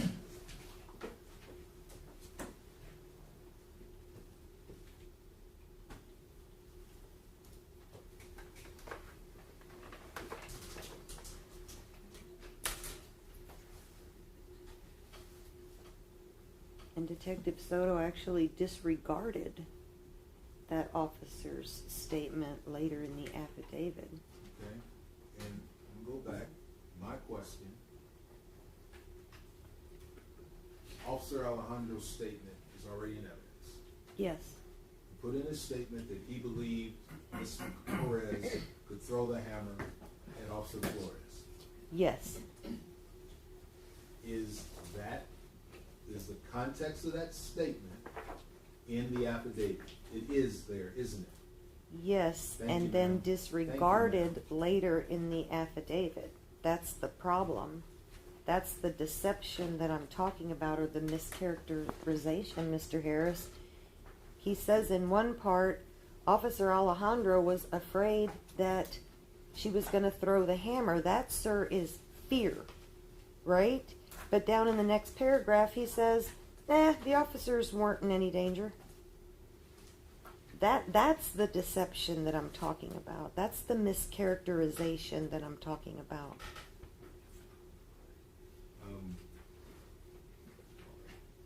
And that was written under the affiance portion of the statement, is that correct? Yes, sir.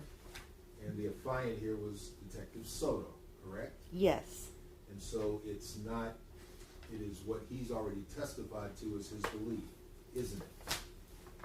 Judge, I'm going to object to how he's phrasing these questions, because what he's testified to is the affidavit was written before 6 o'clock on June 23rd, 2023, and the testimony is 2 years and 2 months later, and the testimony 2 years and 2 months later is irrelevant to the affidavit 2.5 years ago.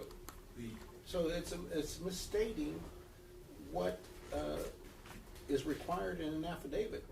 There's no way that someone can have prognostication of what someone's going to testify 2 years later. A witness testified that there are misstatements in the affidavit. I am simply asking her from what the Sotos testified to, what the misstatements are.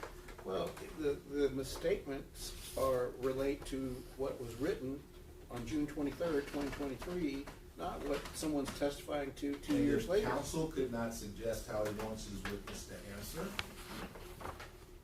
Right. I'll let you inquire.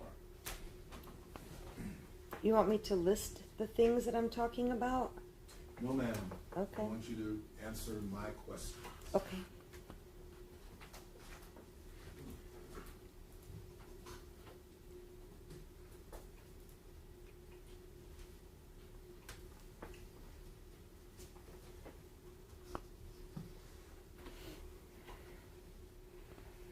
Is the affidavit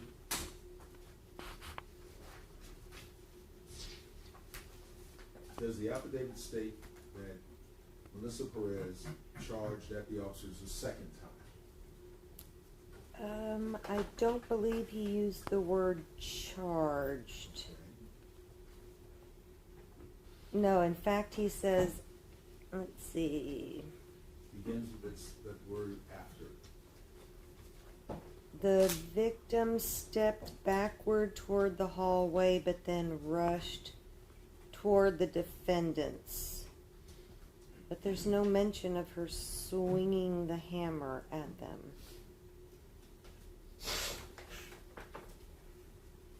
As she moved toward the back door. Just a moment, you omitted a Judge, I'd ask that she be allowed to answer this question and explain her answers.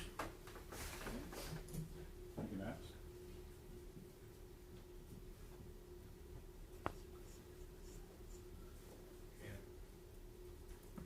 So if you would just read that sentence beginning with the word after, defendant 2. After defendant 2 fired his duty weapon, the victim stepped backward toward the hallway, but then rushed toward defendant 1 and defendant 3 a second time, who stood outside the closed patio door. Okay, and so your testimony Pursuant to is... the rule of optional completeness, can she please read the next statement, the next sentence, please? Right, you can ask your next question. Can I get a ruling, Judge? Can she read that? I'll overrule. And so your distinction is that he did not include the term weight swinging the hammer as she moved toward, as she rushed towards defendant 1 and 3 a second time. You say the omission is you didn't include she was swinging the hammer while rushing towards 1 and 3.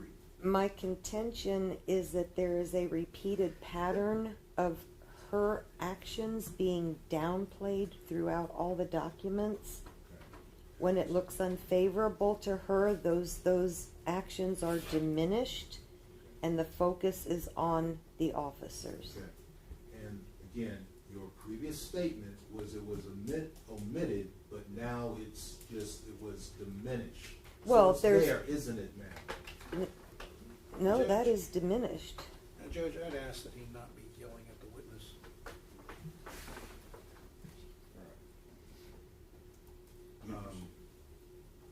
Again, ma'am, started this with you told the jury there were material omissions, correct?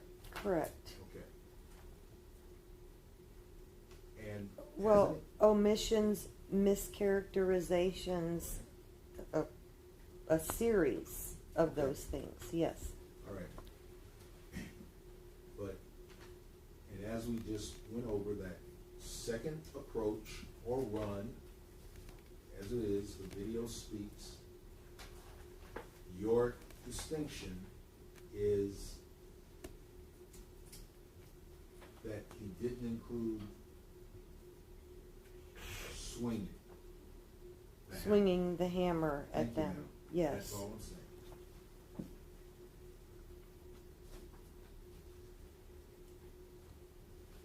He does include that after the shooting, officers entered and attempted life-saving measures for the wounded victim. You put that correct? Yes, sir.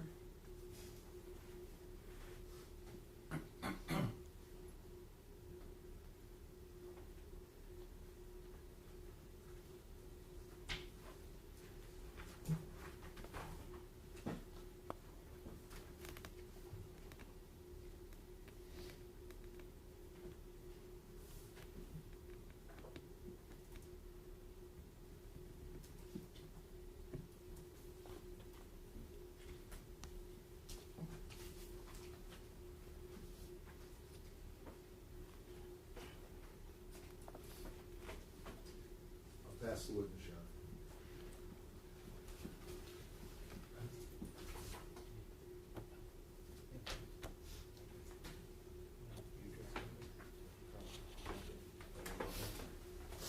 All right, I ask you one question. The defendants were not in clear danger of death or serious bodily injury at the time the defendants used deadly force, nor were the defendants using deadly force in protection of a third party. Is that a correct statement of the law? Your Honor, I don't mean to interrupt. So is Mr. Hood, are you passing the demonstrations? It was our So direction, we changed your it. cross, no, we directed, you crossed. Got it. Yes, I'm going to redirect. No, the term clear danger of death or serious bodily injury is not a legal standard. All right, and does that misstate what Chapter 9 of the Texas Penal Code says about apparent danger? No. Okay, does the Texas Penal Code Chapter 9 speak in terms of apparent danger as perceived by the accused? Yes. All right. And so is what is happening here is that Detective Soto is untruthfully stating what the law is. Yes. All right. And so is that egregious in your opinion that he's misstating the law? Yes, I can't imagine why he didn't use the exact words that are written in the law when he wrote his affidavit. All right. And he also said after review of available digital evidence. Did you understand that phrase to mean all of the body-worn cameras that were uploaded at the time that he signed this affidavit? That's what it appears he's representing to the magistrate, to me, saying this evidence was available and I reviewed it. So since we know from the exhibit of the audit trails that all of the 15 officers on scene at the time of the shooting had uploaded their body-worn cameras around 4 or 5 o'clock, they would have been available at the time that he signed this affidavit, correct? Yes. And clearly he did not look at all of those 15 videos, did he? No, he couldn't have. So is that an untruthful statement in your view? It's definitely misleading. All right, and so if he didn't review all of the digital evidence, would he have known what the totality of circumstances was? No, he could not have known. And is knowing what the totality of circumstances vital to the issue of justification? Yes. Cross the witness. When a detective presents, what? Oh, sorry, 2 seconds. No questions. Now can I go, Judge? Sorry, guys. When a detective presents an affidavit to a magistrate, does the magistrate have any more than the document to review? No.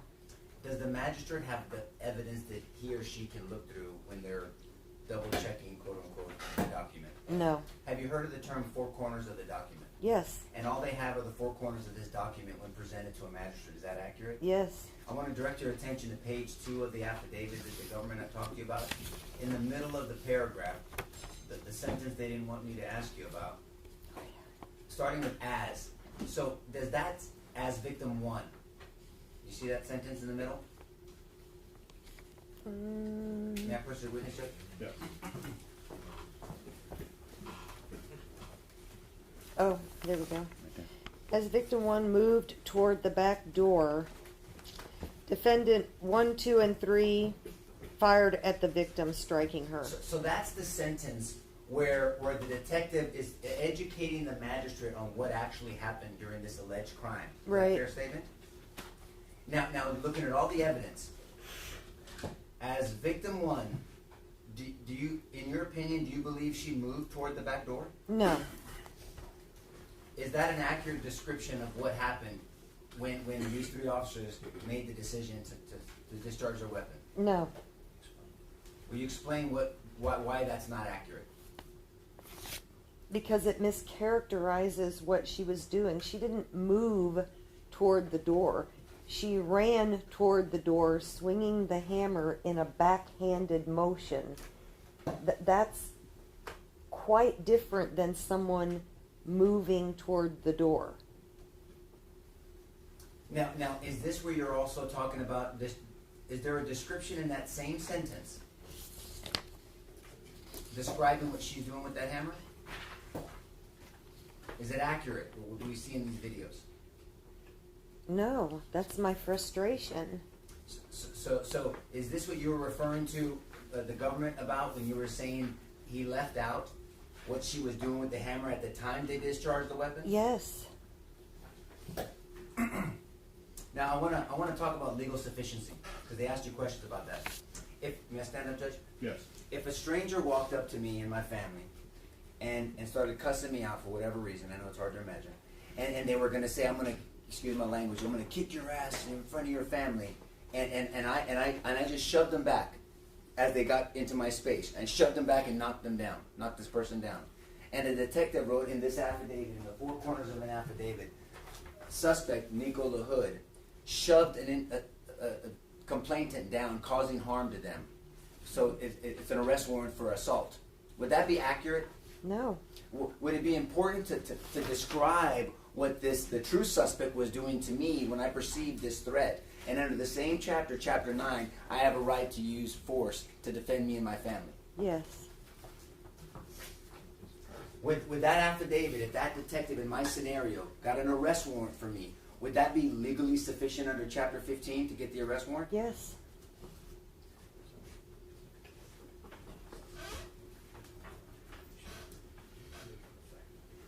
Now also, when in that same sentence, can you read it again?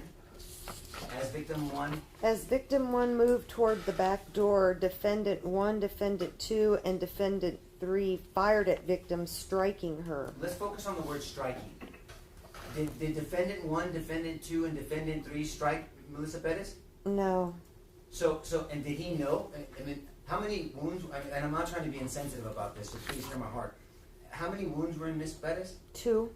And did Detective Soto know that when he filled out this affidavit? I don't know, because there were 4 or 5 places in his paperwork that he described her wounds, and he never got them right anywhere. There was always this bizarre mixture. In one place she was shot in her abdomen, in another place she had a graze wound to her forehead, then she had a shot in her chest and her abdomen.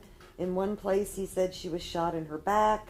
So I don't think he really could tell us how many gunshots she had, because I don't think he ever knew even after the autopsy. But he testified that he did when he filled out this affidavit. Yeah, he couldn't have, because the autopsy had not even been completed at that time. I know he couldn't have, but he testified that he did. I'm sorry, yeah. Okay, and is this a sworn statement? It is. So you're swearing, just like you swore to tell the truth in front of this jury. He swore to the magistrate judge that the 4 corners of this document were accurate, true, to the best of his ability. I know. Did he use the best of his abilities to fill out this affidavit and give accurate information to the magistrate?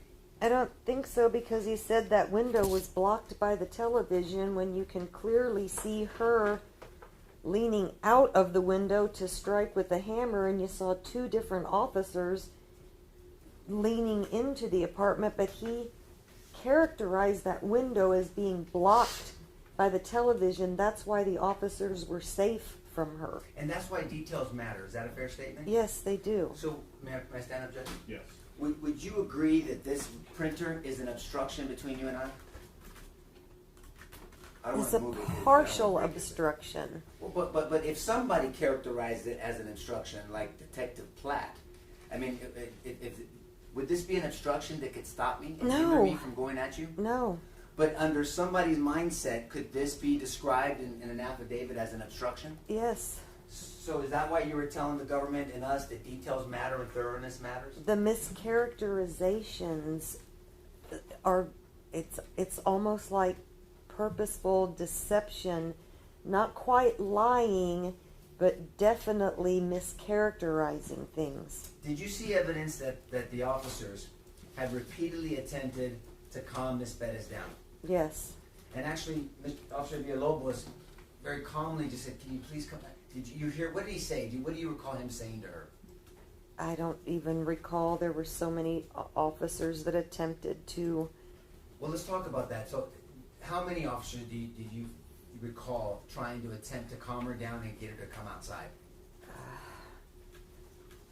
Rojas, God bless him, he was totally not effective at, Melissa, come out. Melissa, come out. So yeah, he tried. Okay, and then so how about Ramos? Ramos acted like a fool. I would definitely disregard him. But he tried. He did. Salinas? Salinas, yes. Maria Salinas? Yes. John and Maria, correct? Yes. How about Thompson? Thompson? Yes. Villalobos, yes. Alejandro, yes. Sergeant Flores? Yes. And, that's 8. And they tried to have a peaceful resolution. They pretty much begged her for one, just please come out so this doesn't get worse And than after it they is. repeatedly begged her, to use your words, and had multiple attempts to peacefully take Miss Perez into custody, did you see her repeatedly attack the officers with weapons capable of causing serious bodily injury or death? Yes. Pass the witness, Judge. Hold on, Judge, 1 second. Give me a one over.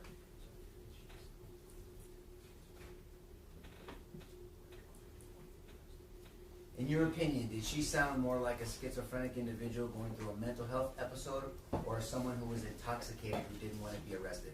Objection leading. No, she can say yes or no and then explain herself. It's not leading. He's on direct. What was rule of leading? Go ahead. If I had to evaluate her, and all the officers are trained in crisis response, if I had to evaluate her behavior, in her apartment, I would say I felt more she was under the influence of an intoxicant. However, when she was talking to the firemen and Officer Rojas first showed up, I would say she was clearly having some kind of mental health And understanding that crisis. dichotomy, that split Yes. scenes. The Sergeant Flores, Officer Alejandro, and Officer Villalobos, they were not privy to the Captain or Lieutenant Hudson's conversation with Rojas initially. Yeah, they had no idea that there was even a mental health faction involved in the call. All they saw was her behavior in the apartment. And you felt that behavior was more of an intoxicated person that was trying to resist arrest with force. Yeah, that's the way I would have interpreted her behavior. That's the witness, Judge.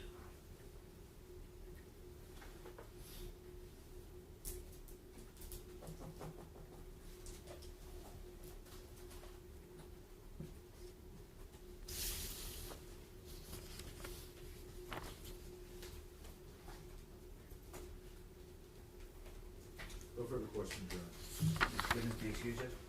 Anything from the other? Oh, sorry, Tom. No. No, Your Honor. All right, you may be excused.